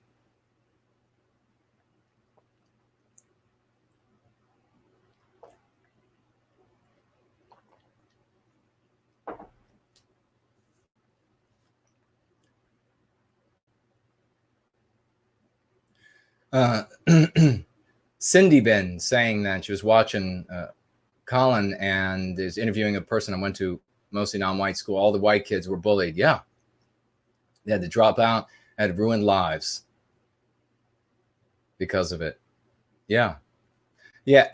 At my junior high school, when it came to the non-white students, and certainly I plenty of non-white friends, I was still eating over at their house. They were still eating over at mine. I was still sleeping, having sleepovers at their houses. They were still having sleepovers at mine. But for the majority of the non-white students, you either had to defer to them or you were wrong in some way. You were a anti-white slur in some way. So saying, well, why can't we also be proud? That absolutely elicited immediate and swift violence, or just swift and extreme violence, rather. You can imagine in that environment to have someone say, why can't we be proud like you all? Why should I feel guilty for anything that supposedly happened to members of your group that are dead, that supposedly were done by members of my group that are dead? I don't feel guilty for any of that. That immediately, they knew what they were benefiting from. And they weren't going to allow me to get away with that. But here's the important thing, the really important message about Crucible. And speaking to Seaver's question, is there a drawing or a picture? And I lean away from there being a drawing or picture of the jacket, because anti-whites will use it, even if it's contained somewhere in the book, to say, there's a Confederate flag there, we have to burn this book. Can't let it in the country, there's a Confederate flag. The story is extremely important because it's going to appeal to everyone, really, but certainly even the young today, especially the young today, who are going through it. And the thing is that with all of that struggle that takes place in that microcosm of this macrocosm that we live in society, we win. Read Crucible, and you will be excited for the things that we can accomplish. Because, as I say, in the end, we win. And that is a nonfiction story. That is fact. That is truth. All right, so I'm going to read the final, make sure I didn't miss anybody. Remember, tag me, because after I read this segment, maybe just I'll take another quick look around, and then that's going to be it. So you'll have to get in pretty quickly. Looks like we're good everywhere. I'm going to read this and we'll be done. It's 9 minutes till 9 on the East Coast of the United States, outside of the nation's capital, where I'm sure Donald Trump is praising Israel somewhere.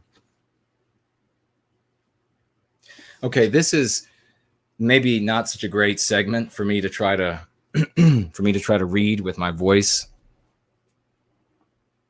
like it is still. But I'm going to go for it. And we'll see how it goes. This is out of Prometheus Rising.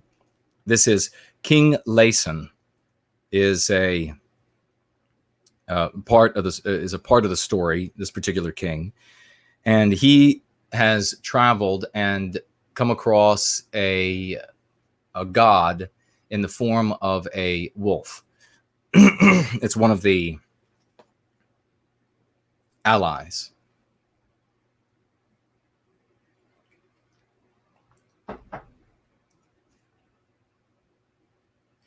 Donning Armor says, I'm still trying to get you on the JLP show, brother. I'll buy them till they have you on. Thank you very much for that. And who was it? Sega says, enjoyed Crucible more than Prometheus Rising. But Prometheus Rising has stuck with, enjoyed Crucible, but Prometheus Rising has stuck more with him. Yeah, absolutely. I think in the long run, that's going to be the story that is going to have the bigger impact. All right, here we go. I didn't get to read through it and prep, so, and it's written in a very different style. So there's a particular cadence to it, and I'll get it right when I read it into an audio book. But we'll get as good as we can. Brant Danger says his avatar, the Confederate battle flag, is a salute to my bravery during that time of my life. Well, thank you so much for that. I deeply appreciate that. Indeed, I'm a proud Virginian, and I had a great many relatives who fought and died for the Confederate States of America. Okay, Prometheus Rising. Join us. Fight now, as you once fought by the side of Promethean warriors, as you once fought the enemy of our nation. Fight now for Lord Prometheus. Die not like this, in a wretched hole in the earth, cravenly licking old wounds, shadow haunting in the coward's hope that his tormentor will leave him to languish. Die a glorious death, a hero's death.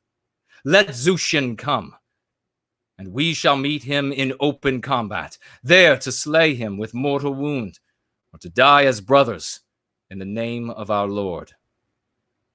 The great wolf growled and bared his teeth, fangs as long as a man's forearm, eyes gleaming and glowering bright with a god's fire. I doubt not that alone you would wield sword and shield against Zushin for our cause, said Balar, a deep reverence coloring his words and features. Know this, though far his nation has fallen, your maker would have called you son. Rising to his full height and narrowing his eyes, Balar declared, today, Layson, king of Ananoel, emperor of the Promethean nation, today I die a hero's death. On to my back, dear king, urged Balar as he crouched.